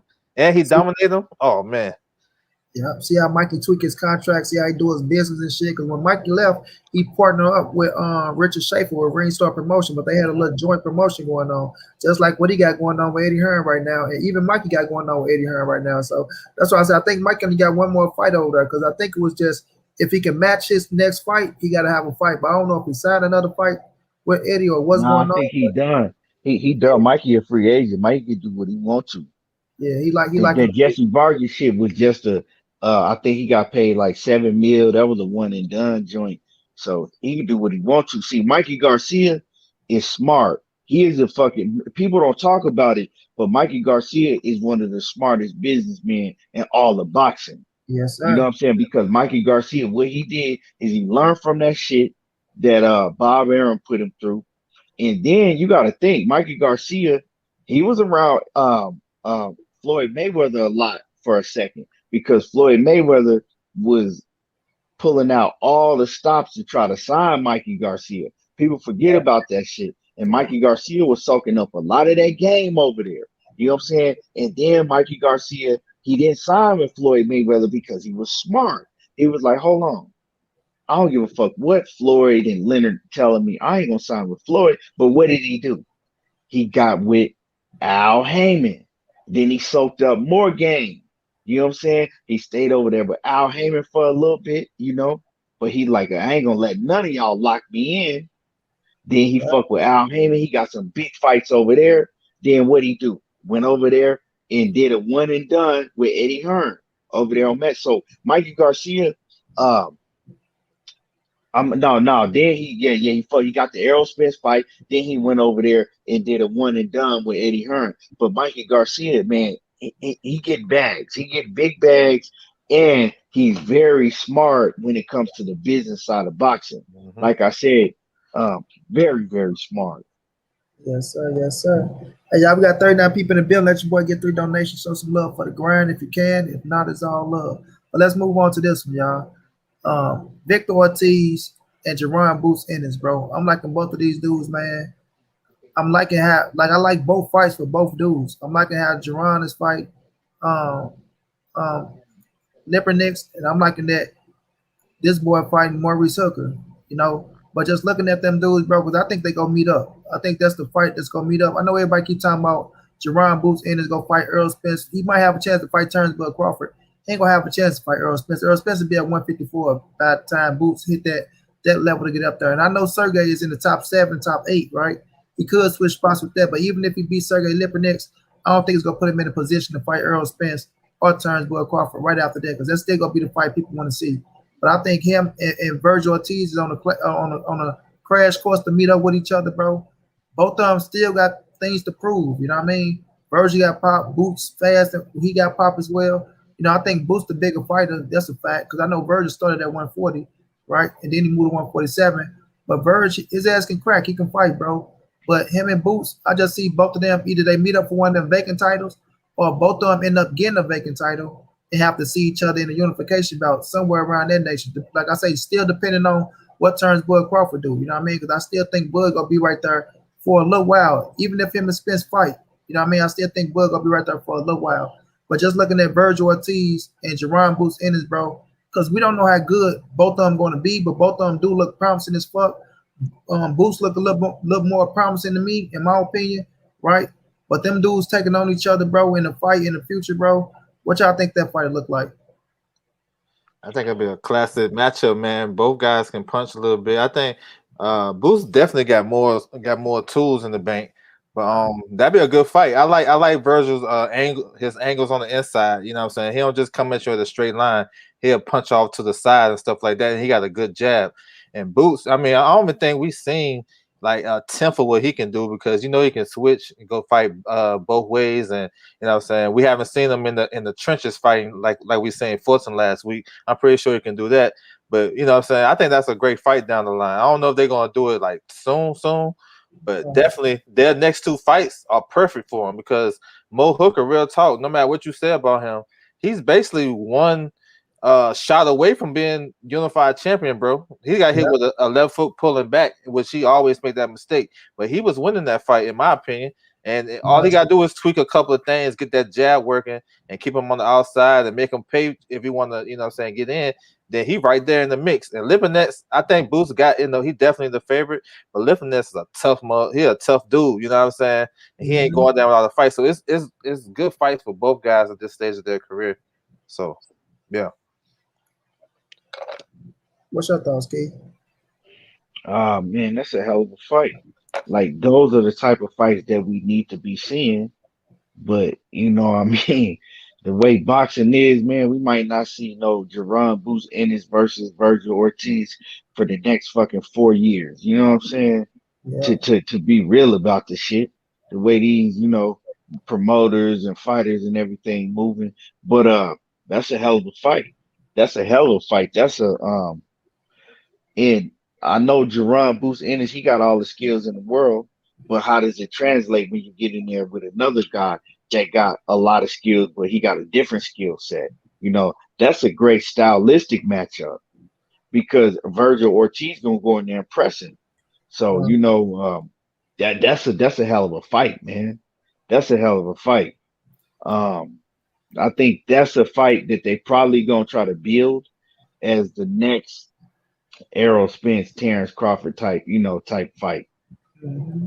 You know what I'm saying? But how long are we gonna wait to get that fight?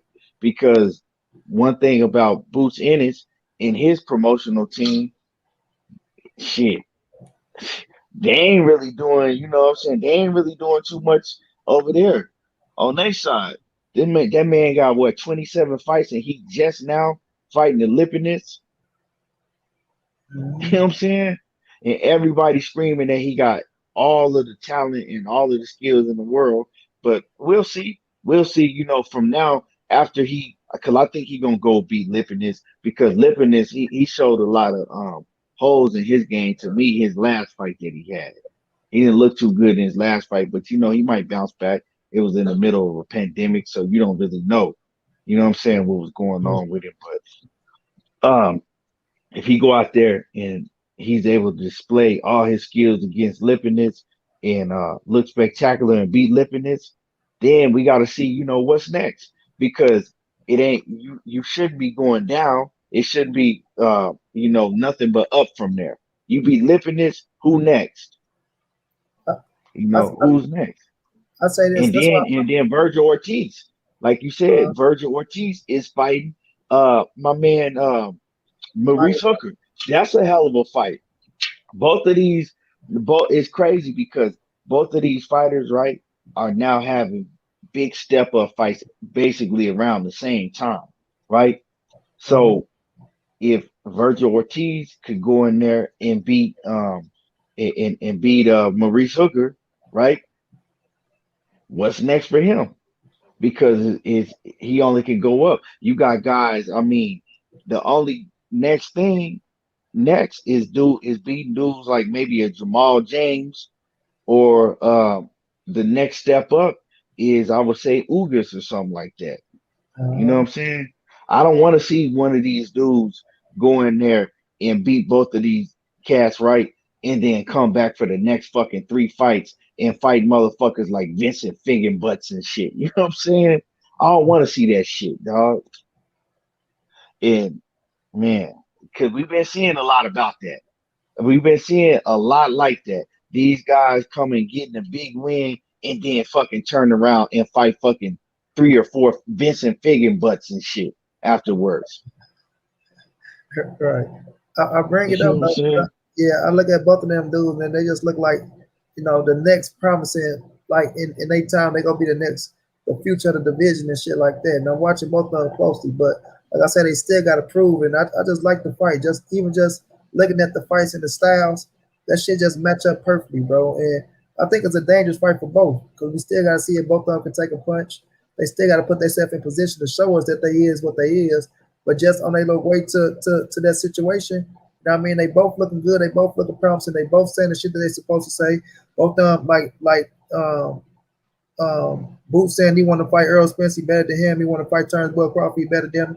Virgil Ortiz saying the same shit. I'll fight Bud, I'll fight Earl. You know, he feel like he better than him. So they saying the right shit and they doing the right shit. You know what I mean? So them fighting these quality opponents, 2 former champions. Maurice was a 140-pound champion. Lipinets was a 140-pound champion. No, Maurice can fight his ass off. That's why I say he got offense. It's gonna be his defense to me. That's why I think he gonna have a whole fucking a problem with is the defense part against Virgil Ortiz. And I think he go down in that fight. But with Lipinets stuff is fuck, he gonna give resistance, bro. He gonna give resistance. And his ass, you know, like he said, he was in the middle of a pandemic, but with this fight with Jerron Ennis, he just might bring some different shit to the table. But I don't think he got shit for Boots. I think Boots take that fight as well. But then it is gonna be what's next for him. My thing with Boots is if you beat somebody, because I had my little setup for him, Thomas Delorme or Jose Cito Lopez, then fight Sergey Lipinets, which playing out, and then after that, try to be the king of Philly, bro. Try to get a Danny Garcia fight. I know he probably your homeboy, but get that torch from his ass. You beat Danny Garcia, you ready for all of them. You feel me? You ready for him. That's the right now. He the man that went 47 in Philly. He gonna knock his ass off the throne, take that torch from him. Now you the man that Philly right now. Put your ass in position for Earl Spence or Bud if they still right there, or put you in a position for a vacant title. They come out. You know what I mean? Yeah, Danny Garcia ain't fighting no Bill Boosins, man. They couldn't pay him enough to take that fight. You never know, bro. You never know. Boots go talk that shit. You know what I mean? Call his ass out. You never know. But I look at it in that situation, him fighting Boots in as he try to get that torch from Danny. But then with Virgil Ortiz, it's gonna come down to who's there for him to fight. You know, with Golden Boy and what can they get for him? You know what I'm saying? What could Oscar muscled up at the 147 pounds. He got Speedy Rashidi right there too. You know what I'm saying? So he got a few. Yeah, knock out all of these. Like I say, man, if you can't get none of these big fights, which you probably won't right now, you feel what I'm saying? Knock out all of these other undefeated, up and coming rising stars, or not even up, contenders. Knock out all these other, uh, you know, undefeated contenders. Like I said, you got Jamal James, you got Rashidi Ellis, Ray you Robinson. know. Ray, he ain't undefeated though. Shit, he's still quality. You got He Cassio ain't Clayton. Castillo Clay, yeah, who people thought beat Liver this ass. Yeah. I still like Ray Robinson though. His ass still quality, but you Yeah, know, yeah, but Ray Robinson ain't, you know what I'm saying? He over there with top rank, and then like he ain't even been active like that. When last time we seen Ray Robinson fight? So you know what I'm saying? what You was it? The gotta Josh you Kelly gotta fight? Yeah, that's yeah, what. you gotta knock out. You gotta knock off a motherfucker that's been active, that's out here making noise like you are. You know what I'm saying? Like Jamal James, he been active. He out here making noise. Rashidi Ellis, he out here making noise. So knock off one of them. Mm. But you know how boxing is. Oh well, they can't fight right now because they both young and they all undefeated, and that's a fight for down the line. Man, it's just bullshit. All this shit's bullshit Well, they has for around the real. same. They has around the same situation. So it's a possibility. What's going down, Focus Ball, my bro? Yeah, but I like it though. I like seeing Virgil Ortiz on the rise. I like seeing Boots on the rise. I don't think neither one get an Earl Spencer turns Bud Crawford fight. I ain't gonna say. I say Bud. I'm gonna stop saying Bud because I think that's what Bud has maxed out at. I think Bud has maxed out at 147. You feel me? So they might do can get up there if they build themselves up good enough and make that bitch happen. My brother Blue say, man, I love listening to y'all brothers cook. I'm playing 2K headphones on, listening to y'all. Man, much love, Blue. Yeah, Much salute, love. Blue. Salute to you, We, Blue. and we Salute got your blue guys got blood. something cooking. Blue got something cooking. We gonna get up off this motherfucker. I'm gonna say 1 in the morning. Man, Blue That got motherfucker pop three up. videos that he done Right. made Blue since he blood been got on three. here. Right. Got them motherfuckers loading up right now as we speak. Key. Them motherfuckers drop back to back to back. Blue. For I real. told y'all. Okay, y'all. Y'all know what it is. It's your boy Blue. Got three of them back to back. You feel me? Yeah, though, boy. Yes, That's my sir. motherfucker Blue, boy. That's what's up with this boxing content, man. Just keep it going, man. Everybody keep it going, bro. Everybody learn from each other, yo. I love it. I love listening to everybody. Yeah. I love listening. Yeah. I listen to everybody, dog. People don't even know. I listen to the other side. I listen to every motherfucker. Bro, I be writing that motherfucker list. You feel me? If you got something good to say, I'll take it with a grain of salt. But if you saying bullshit, I'm gonna call it out on the bullshit. You feel me? But it's all love, though. It's all love, Yeah, man. hey, money, one arguing ass nigga for real. Money, he'll argue. and hey, money be in that background. He be ready for an argument. Hey, you come with some bullshit, he gonna let you know in the heartbeat. Me, I'm gonna just shut it off and be like, man, this motherfucker ain't talking about nothing.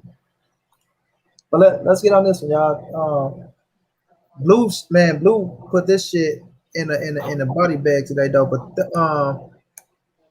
Tyson Fury and AJ, man, they talking about that fight and shit. Tyson Fury and AJ, they talking about. I think they said June or some shit. They supposed to be making it happen in June. But what venue do they got in June that go let them fight? Right? If the pandemic going down, that's another fight like you were saying, Key. If it ain't no motherfucking audience out there to get the biggest bang for their buck, it's not gonna happen. And like Blue was saying earlier, bro, people keep talking about, oh, they can go across seas and fight, but it ain't no venues across seas where they letting no full capacity in the building. You know what I'm saying? And even if they do, you need the US, bro. I know if they happen over in the UK, yeah, it's gonna be big, but that's over in the UK where it ain't full capacity over there in an O2 arena or them big ass arenas like that. You feel me? And then still to get the numbers you're looking for, I still think you're gonna need the US to try to buy that shit. And the way the US feeling right now, I don't think motherfuckers go buy that shit. People go stream the shit out that fight. You know what I mean? So just looking at that situation, bro, I don't know if that shit happened or not, man. I don't know if it happened or not. It's a possibility it can happen because you never know what these motherfuckers pulling and shit. But I don't know if that fight takes place or not, bro. I don't know My if thing, my thing, go ahead. money is, man, is You know what I'm saying? Everybody got these channels. They do what the fuck they want to do. I can't tell nobody else what to do on their channel. But what really irked me, dog, is all of these dudes out here, Tyson Fury versus Anthony Joshua, and they try to promote the shit and hype it up and hype. And you know what I'm saying? It's like, do y'all got any type of fucking morals? Like you just gonna let him do what he did to Wilder and duck that fight, right? You're not gonna hold him to his word, and you're gonna, make video after video hyping up a Tyson Fury versus Anthony Joshua. Like he don't have, something that he's supposed to take care of. He got to take care of that Wilder situation Mhm. before you'll ever hear me talk about a Tyson Fury versus Anthony Joshua. Fuck that. You know Mhm. what I'm And, saying? yeah, Be about some principle. they want this fight so bad. They every other minute it's getting announced or something like that. I mean, the way I feel about it, man, I mean, if it happened, it happened. It is what it is. But it's a Right, reason why they haven't announced it. Y'all know Eddie Hearn can't hold water. Y'all already know that. So if right. this fight was Right. going down for real, he'll already have the poster, the legit poster, already made. You know what I'm saying? They know what they're dealing with this arbitration and this legal stuff going on with Wilder. So they know it's not gonna be no easy win. But you know what I'm saying? If it happens, it happens. It's gonna be something tied to that. It's not just going y'all just gonna fight and that's it. Wilder not gonna get promised something on the back end or whatever, whether it's a fight or whatever it is. So my thing is, man, just close this chapter with Wilder. You know what I'm saying? To close it down because you're gonna have to come back to it anyway. Because you think if y'all do fight that they're not gonna position him to get into another big fight, be your mandatory. You think he's not going to be in that position again? And he's still a big draw anyway, especially over here because you still got to come back and see him because they're not going to stay and fight in the UK all the time or wherever they're going to fight because the money over here, the pay per view, you're going to do a pay per view at 5 o'clock in the afternoon on the East Coast. You know what I'm saying? Ain't nobody going to watch that. If Shit, we do, right. we straight streaming. I mean, that's facts. Is facts, and that's coming from a hardcore boxing fan. You feel me? Right. Because Saturday, you know what I'm saying, and 5 o'clock, I'm just getting started with my day. You feel me? So I don't know, man. It's just too much up in the air. If it happens, it happens. It's a good fight. I mean, I guess it's good for the division because we haven't had undisputed in a minute. But me as a Wilder fan, I'm speaking like, man, you gotta go see Wilder, bro. You feel me? Before you Uh-huh. do all that other stuff, because he gonna be right there lurking. You know what I'm saying? What if you get that IBF position? All they gotta do is rank him. You know what I'm saying? Fight Charles Martin for the IBF number one. And then he right there. You know, IBF don't play with their mandatories. You see how long they kept Pulev as mandatory? It seemed like forever. He was on some Shane Battier shit with that mandatory. You know what I'm saying? So I don't know, man. If they're gonna do it, you gotta stop teasing the fans. And what they're doing, they're getting the guys against that don't really rock with Wilder. They get them hyped up so they can kind of throw it in their face. But if this fight it was done, they would have been announced this. Y'all know how it is. You know Eddie can't Uh-huh. hold water, bro. Facts. That's all facts, bro. And it's like they trying to force feed it, man. It's like they trying to put it in Mm-hmm. your face so much to make it like the people want it. You know what I mean? Like because if they put something in your face so much, yeah, we want the fight. What's going on? So it's like they trying to force it on motherfuckers to try to just shut Wild out, trying to hurry up, get his name put out the situation, and continue to push it till motherfuckers grasp onto it. And now you see videos about Wild and Fury and shit like that, which it ain't gonna happen, bro. It ain't gonna happen. We solid over it. It's more solid motherfuckers in the US than they think. You know what I'm saying? There's more solid motherfuckers over than they think, bro. So when we just looking at the whole situation, dog, it's all bullshit, bro. Because like Blue said, Tyson Fury came out talking about, the big fight will be announced in a minute. But now Eddie Hearn talking about he just now sending over a contract for y'all to sign that motherfucker. And that's if that's true or not. You feel me? That's if that's true. So we don't know what the fuck going on, bro. But let's just say it do happen. Let's just say, for instance, they do find a way to make this shit happen. Like Lauren said, if it happened, it happened. We ain't gonna be able to do shit about it. I'm gonna end up watching this shit. I want AJ to knock Fury the fuck out, even though I want Wilder to knock his ass out. But if it end up do happening, bro, how y'all see that shit playing out if it happened? Oh, I just thought about something before I cook on the breakdown. I'm thinking the reason why they're trying to hurry up and make this fight is to present that shit to arbitration. I ain't no lawyer, But I'm just thinking about it. If they got this stuff in arbitration and saying, look, we got this fight made, we can do something for Wilder on the back end. Just let us get this fight, and then we can do something on the back end. That's why I'm thinking they trying to hurry up and get it done. Because, like, you know what I'm saying? They're trying to, one day they say it's done, next minute they say it's 95% done, then it's 50%, you know what I'm saying? So that's what I'm thinking they're trying to do. But as far as the fight, though, I like Fury in the fight because I think he's, you know, definitely a better boxer, and I think he can be able to offset some of AJ's stuff because AJ like to fight at mid range. You know what I'm saying? He can throw a lot of feints and make him react. You know what I'm saying, to that. And I think that would keep AJ kind of tentative. If you feel what I'm saying, he'll be kind of tentative trying to throw his big right hand or uppercut. He like to throw that uppercut. So I think he can outbox AJ from distance and maybe push him back a little bit and rough him up. Because AJ don't like to fight on the inside, so I like Fury winning the decision. So I think it's gonna look something like the Klitschko fight, though. Yeah. I think y'all trying to just box him and grab his ass and Yeah, do all that shit.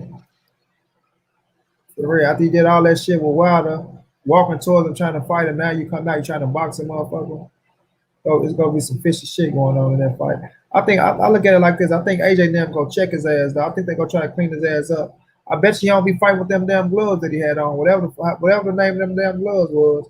I bet you don't be fighting with them motherfuckers on if they do fight. You know what I mean? But I kind of favor AJ in the fight. I don't know why, bro. I feel like AJ gonna figure his ass out because Fury ain't got. I ain't gonna say he ain't got no power because he'll hit what he can hit.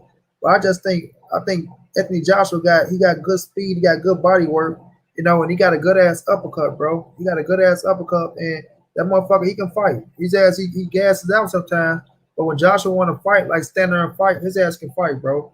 You feel me? And I can see Joshua knocking his ass out. And this ain't been on no bias shit or nothing like that. But I can see Joshua knocking his ass out in that fight, bro. You know what I mean? Catching his ass to the body or hitting his ass with an uppercut. Fury ass getting too cocky, thinking he's doing something. But we know he's a hell of a boxer, though, to be 6'9" like that. I get that motherfucker there. He can move with his big ass. But if he can't do all that grabbing and holding and shit, bro, and when you look at Joshua, because Joshua physically strong too.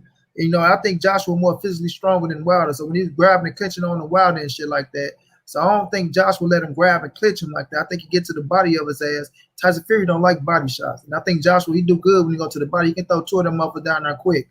So I can see Fury. He could outbox Joshua, bro. If Joshua has get complacent, like you be saying, Lawrence can't get complacent in there. But if Joshua going out with a good game plan, because he can box himself, I think he got a strong ass jab, and he just be on this shit and time Fury motherfucking ass when he try to come in. But more than likely get to his ass and get to that body. I can see Joshua probably catching his ass around the 8th or the 9th and knocking his little punk ass out, though. In my opinion, you know, I think it'd be a good fight, though. I ain't gonna just shit on it, though. You know, but I think they're gonna clean his motherfucking ass up and watch what gloves he put on in that motherfucker. I promise you that shit. But I'm with you though. I want Wilder to get that motherfucking rematch against Fury so fucking bad though. I want him to get that rematch, dog, because I know Wilder gonna knock his ass out. I know it. I know he cheated in that fight, bro. He cheated in that fight, and if Wilder brings his ass down on the even playing field, he gonna knock his motherfucking ass out. Just like I think AJ gonna knock his ass out. But that's my opinion though. What's your thoughts on the key?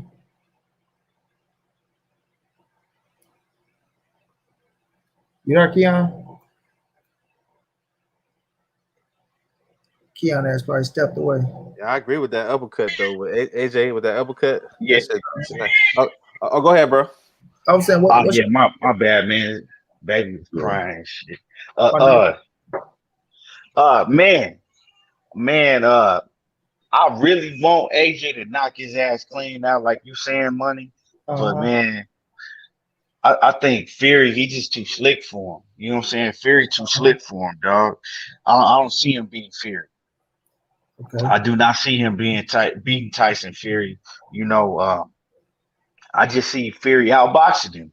I see Fury outboxing him and shit. Fury might stop him because, you know, AJ, he ain't got the strongest chin.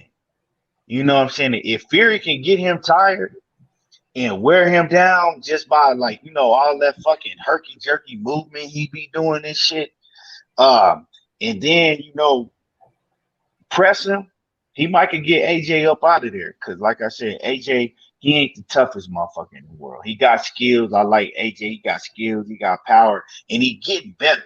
He's getting better at boxing, you know.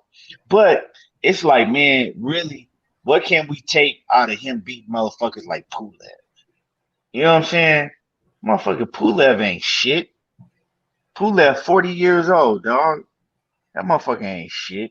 So, you know, I don't see him beating Fury as much as I want him to beat the brakes off Fury. I don't see it. That's why Fury and them breaking they know. Man, come on now, dog. That's why Fury and them doing everything, breaking their neck, trying to get to Anthony Joshua. And get away from They telling lies. They having UK media put out fake news about Wilder taking this money and he agreed to step aside. This lie, they doing everything they can to try to go around Wilder and get to AJ, right? Because they see, they confident. They like, man, we can get him up. We can get an easy payday and an easy fight. That's how they looking at him. They looking at AJ like fool. They looking at Wilder like, nah, we you know what I'm saying? You stay away from that black ass motherfucker. We gonna stay away from his black ass because you know he too fucking dangerous. We didn't already lick the canvas twice fucking around with him.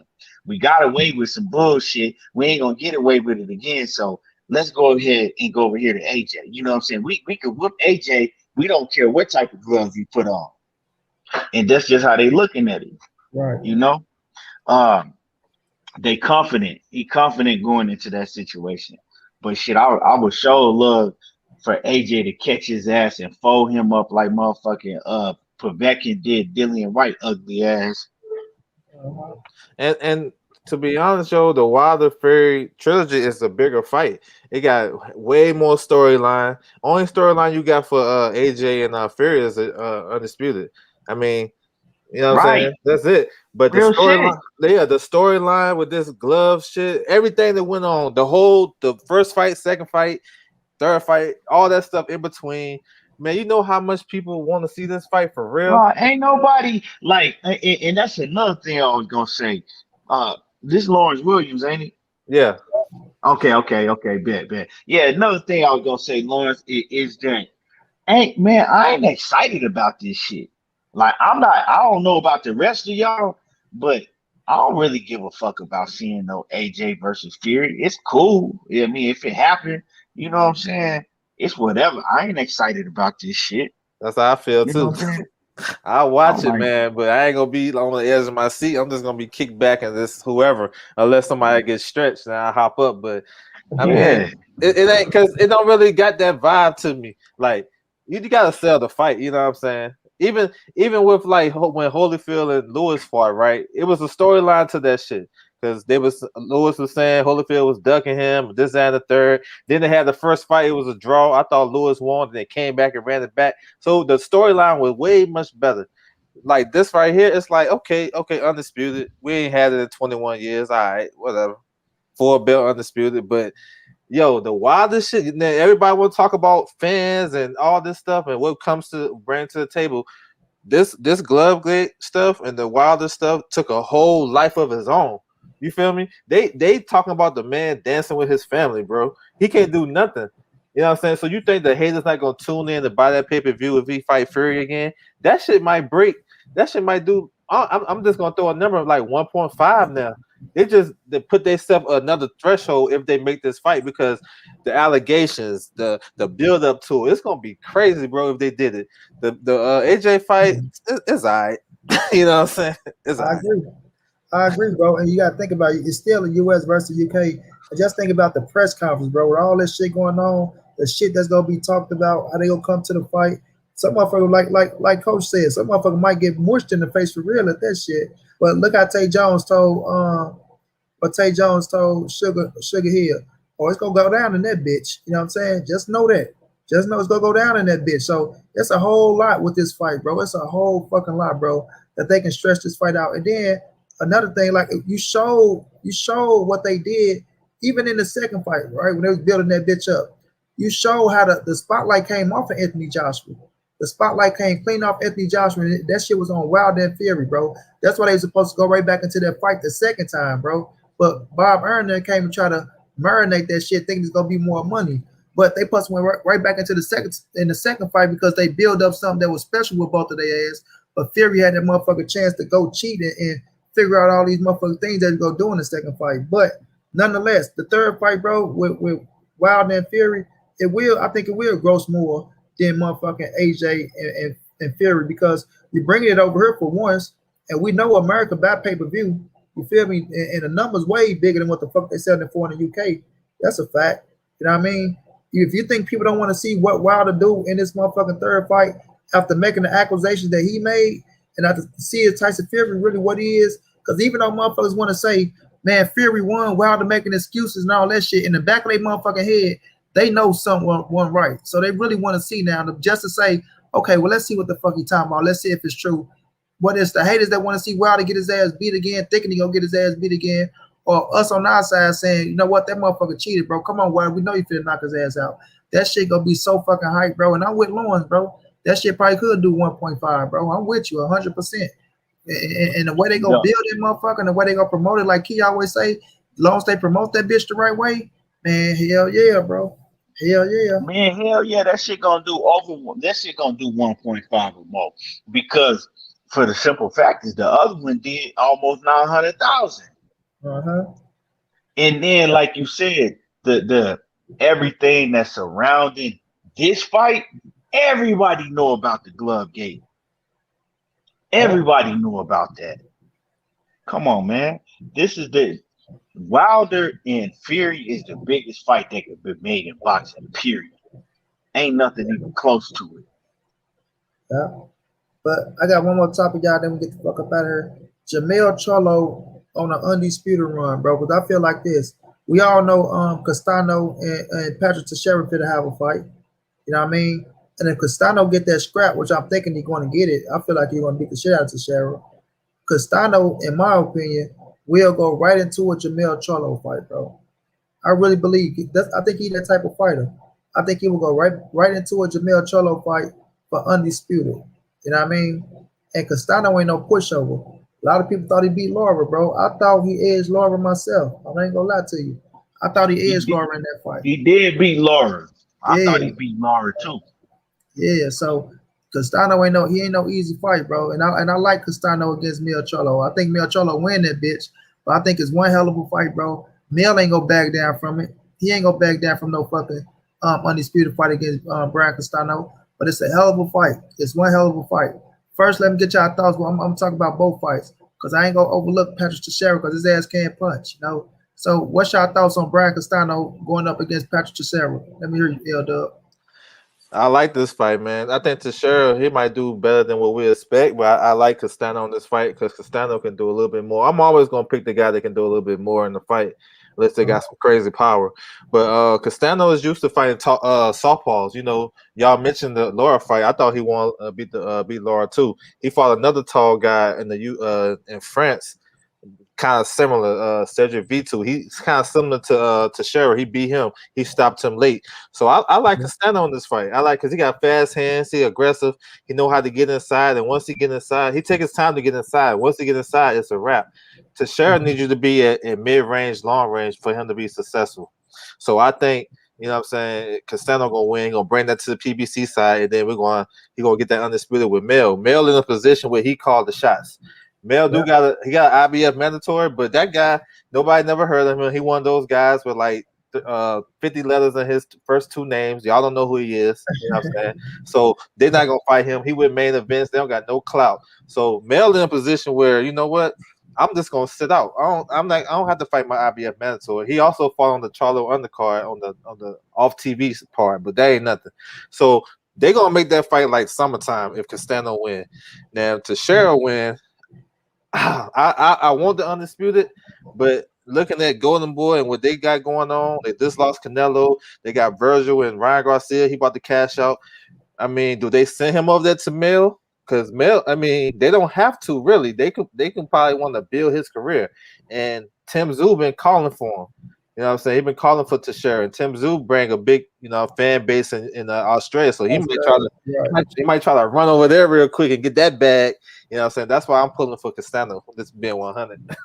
Me too, bro. Me too. What's your thoughts on the Castano and the Teixeira fight, Key? Man, Castano gonna beat his ass. Teixeira is the definition of a true belt holder. All he doing is holding that shit until somebody good fight him that beat his ass. That's how it's gonna go down. You think he another my man that beat Cotto? Yeah, you talking about Ali? Saddam Ali. Saddam Yeah, Ali. that's what he is. He a motherfucking belt holder, holding that motherfucker for the next cat that come up that can really fight. That's gonna beat his ass. And Castano can fight, and Castano gonna beat his ass. This a fight we should have had damn near 2 years ago. They've been holding this out for so long. But see, this is the thing. This the thing. Castano, I don't even think he didn't fought since he fought Lara. Has he?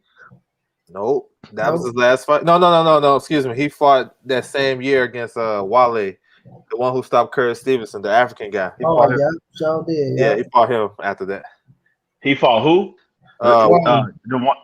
Wale Osmatoso, something like that. Yeah, Osmosa, some shit. Yeah, I know you're talking about. You know who you said he fought? Wale Castano. No, I'm saying who did Wale fight or whatever his name. He stopped Curtis Stevens. When Curtis Stevens moved down to 54, he stopped him with a jab on the Kanaki and Areola undercard. Oh, yeah. Okay. I misheard you because you said Curtis Stevens. I thought you said Shakur Stevens. I'm like, no.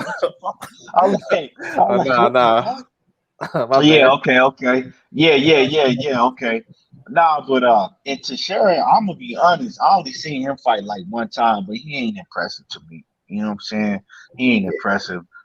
Because plus he over there with Golden Boy. Yeah, exactly. And he over there with Golden Boy. And if he was any type of anything good with Golden Boy, man, they would have been trying to hype the shit out of him. So Golden Boy know he ain't shit. So man, like I said, he just holding that belt. He been holding it for too long because this Castano fight, it's been fell out about 3 times already. So I hope they do fight for real this time, and Castano, he gonna get, what he deserving of. He finally gonna get that belt because Castano can fight. Like I said, I think he beat Lara. And other than that, ain't nobody even came close to beating Castano. And I think that Castano, if he end up fighting Jermell Charlo, that's a solid fight. It's not going to get the credit that it deserves because a lot of people don't know who Castano is, so they just going to be looking at it, as it's another Jermell Charlo against Banana type. Nah, Castano can fight, man. And I think, he can give Jermell some problems. Of course, I'm going to favor Jermell over any of them guys at 154 because he didn't prove himself, time and time again. But Castano can give Jermell some problems. That ain't going to be no easy fight for Jermell. And Castano is not finna come in there and lay down. And Castano can bang, too. That motherfucker can punch. Yeah. So, that's a hell of a future fight at 154. But the thing is, how long is Jermell gonna stay at 154? I think he's gonna be there. But if EJ talking about going to 154, that means Jermell gonna move up to 160. Then Jamal gonna move to 168. So man, we don't know. I mean, the next 2 fights, Earl got 2 more fights. Castano can fight Jermell in 2 more fights.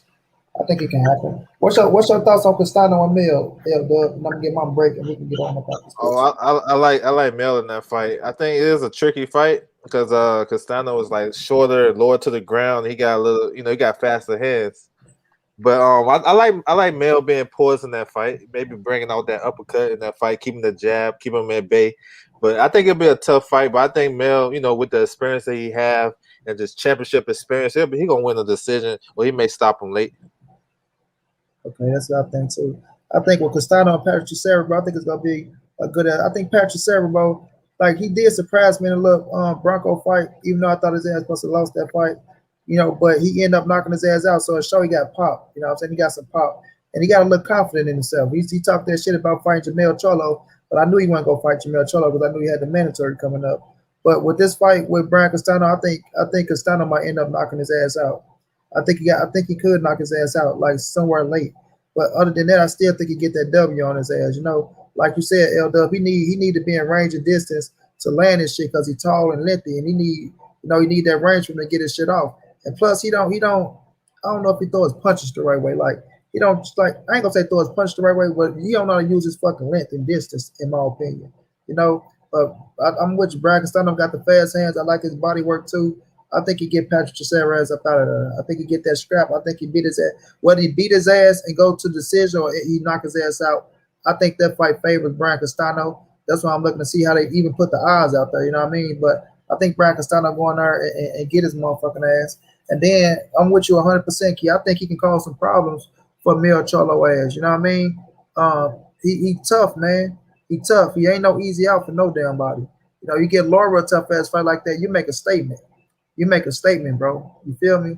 And he know how to deal with certain people. So he go in the ring. I still pick Mel to beat him, and I think Mel even stop him late, like you said, L Dub. But I think he could make it 12 rounds. It depending on what type of fight he fight. You feel me? If he get in that motherfucker and he want to get to just banging, I think Mel get his ass up out of there. But if he get in there and he be smart, he could be smart in the ring. I think he can make it 12 rounds. But I think I do think they have a fight. And I do think Jermell Charlo become undisputed either at the end of 2021 or at the beginning of 2022. I think they're gonna make that fight happen, bro. Because I really do believe Brian Castano will go right into a fight with Jermell Charlo, knowing that's a big fucking fight, knowing it's gonna be the most money he ever made. You know what I'm saying? I don't think you want to pass that up. I don't think you want to pass that up. That's how they look at it. This is my biggest payday right now. I got this scrap. I'm on that level. Let me go up here and see if I can beat this motherfucker and pull off the upset on this motherfucker because I believe in myself. You know what I'm saying? I believe in myself. And I think Brian Castano want to be mentioned in that light. You feel me? He want to be mentioned in that light with the top motherfuckers at 154 pounds. And the next motherfucker right there is Jermell Charlo with the 3 scraps. It's your opportunity to go in there and do some special shit. Even if you lose, you get your paycheck, but you're still on that big ass stage to test yourself. And I think Brian Castano been in Argentina. I think he really believes in himself. And I think he will take that fight. I don't think he back down from no goddamn body. You feel me? If you fight Laura, you damn sure fight Jermell Charlo, bro. You know what I mean? And I ain't saying like Laura's all that, but Laura is a bad motherfucker. Laura a bad motherfucker, so I don't think he's afraid to fight nobody, bro. So I want to see that run, man. I think Mel go on that undisputed run. And people look at Mel, some people say he got him as their number 1 pound for pound fighter, but Mel most definitely top 5 motherfucking pound for pound. He should be top 5 on everybody fucking list. You know what I'm saying? If you don't got him number 1, because that boy been having a nice run. He been fighting the best of the best. You feel me? Lost his scrap, came back and got it back, unified against a motherfucker who beat the shit out of J-Rock. You feel me? Beat the shit out of J-Rock. Came in and stopped this motherfucking ass with a beautiful body shot, and did his fucking thing, bro. So if that ain't worked no motherfucking pound for pound, and you got 3 scraps and you ain't on the pound for pound list, we know what the fuck it is, bro. We know exactly what the fuck it is. Birdman, what's going down? What's going down? We know exactly what the fuck it is. Cause I'm seeing cats out here don't even got Jermell Charlo on a fucking pound for pound list, which is fucking absurd to me. That's just crazy. Crazy, bro. How Jermell Charlo ain't on some of you niggas pound for pound list. And I know pound for pound don't mean shit. But if you so much you want to make a list and you ain't got Mel Charlo on that motherfucker, then you biased in the motherfucker, and we know exactly what the fuck it is, bro. Period. But I do think Jermell Charlo become undisputed, and then I think you move up, like you saying, Key, vacate them titles, so it's man and get them bitches. I was just finna say that. I was gonna say, y'all remember, they not gonna let Jermell Charlo fight for that undisputed, fight for that 4th belt, unless he already got plans to move up. That's what I'm saying. That's how boxing do. They not finna let none of these guys, unless it's heavyweight. But other than that, you know what I'm saying? They not finna let none of these dudes fight for undisputed unless they already have plans of moving up. And even heavyweight, you see how they like, oh, he got a mandatory here and he got a mandatory here, and this they doing that shit because they know they want to be able to put on events with those belts on the line. And if you only got one fighter with all the belts, That's they're not able to do that. It's different, man. Shit changing. So yeah, it like I said, if Jermell Charlo does fight for undisputed, we already gonna know that he moving up after that to 160. Man, if they make that undisputed Yeah. though, they gotta do it in H Town, bro. I mean, Big Charlo had a fight in hometown. They gotta get Mel in there, and they can do it too because my man ain't bringing no big crowd. You know what I'm Yeah. saying? Castano, they gotta do it in H Town, one of those football stadiums. I don't know what they got out there, but that'd be dope, man. I'd be proud of him too because I think he kind of did because these guys they don't get a lot of credit, man. And because they twins, and a lot of people think they was given a lot of stuff, which maybe they have, maybe they didn't. But if you look at their career, especially Mel, this dude had to go up the hard way, bro. You know what I'm saying? He had to go out the hard. Like he fought Vanas, Rosario. You know what I'm saying? He fought some like those are tough guys Yeah. as a prospect. You know what I'm saying? So Austin Trout. Austin Trout. You know what I'm saying? He fought a lot of good guys. What a Tony Harris. Rosen. Oh yeah, you said bonus. Yeah. And he's a I think he's a bigger star than a big brother because that build up with the Harrison fight, the second Harrison fight, yo, that was crazy, yo. They did like a big number on Fox. I forgot what it was, but it was a good build up. So yeah, man, I'm down for all that. Yeah, he most definitely a bigger star than Mauro Charlo. That's for damn sure. Jermell talk that shit so much, bro. He can talk himself into a motherfucking like he should be bigger than what he is. To be honest with you, he came out with hanging with the Lions. I think that's the name of it. I hope I ain't fucking it up. Ringside with the Lions or something. I'm sorry, Mel, but his ass. He came out and he talked that shit, bro. He go out there, he bagged that shit up. He knocking motherfuckers out. He fighting the best of the best. You feel me? So at the end of the day, he need his fucking. It's just dude, bro. What's up, money? Appreciate you for speaking that truth earlier today. Oh, it's all love, bro. I don't know if you're talking about on blood boxing shit or somewhere else, but it's all love, champ. But yeah, we about to go and get up out of here. Let the people know where they can find you at, champ. Hey, y'all can find me this Lawrence Williams on YouTube. I'm about to change my name though. The L does boxing in a few, but y'all can find me on there. Hit me up, or you can hit me up on Instagram. I got two. You can hit me up on I got a new one. L does boxing. Hit me up on there. Or IG, Twitter. I'm on Twitter, over J at Twitter. So you can find me on either one, man. Check me out on YouTube, talking about this boxing, all that good stuff, man. Salute to everybody in the building. Thank you, Money Brown, for having me. Keon, salute to you, and I'm out. And my platform is your platform. Whenever you want to jump on this motherfucker, you already know you're welcome, bro. Go ahead, Key. You get some last words. Sir. Yes, sir. Yeah, y'all already know where you can find me. Go to Everything Boxing and Sports. Make sure you subscribe, hit that notification icon. Me and Money, we cook it every day at around 2 Central, around 2 Central time. We're gonna be back on tomorrow cooking. And you can find me on Facebook at Keon Everything Boxing. And then you can find me on Instagram at Mr. _ Everything Boxing _ I think that's what it is. Shit. But yeah, and that's what it is. Y'all already know. And make sure y'all hit this like button before you leave the building. Yes, sir. Appreciate it, and we appreciate everybody that tuned in. Yeah, appreciate everybody that tuned in, man. Everybody that came through, rolled it out with us for the 2 hours or 23 minutes. Much love, much appreciated to the ones who donated. I appreciate y'all as well. Love Boxer came through showing love. Man, it's all love, bro. We'll continue to keep pushing out this reel for y'all, bro.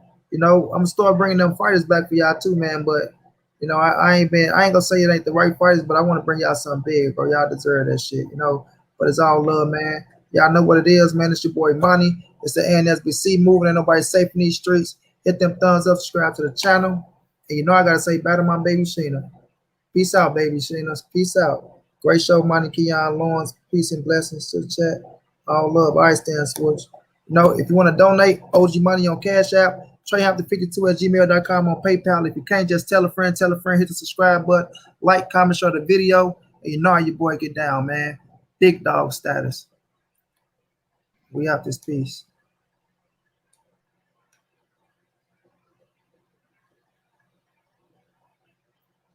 There go Lawrence Williams information in the chat, everybody. Y'all make sure y'all show love to my dude L Dub, one of the hardest working man in this boxing game. Behind the scenes, the boy be putting the work in.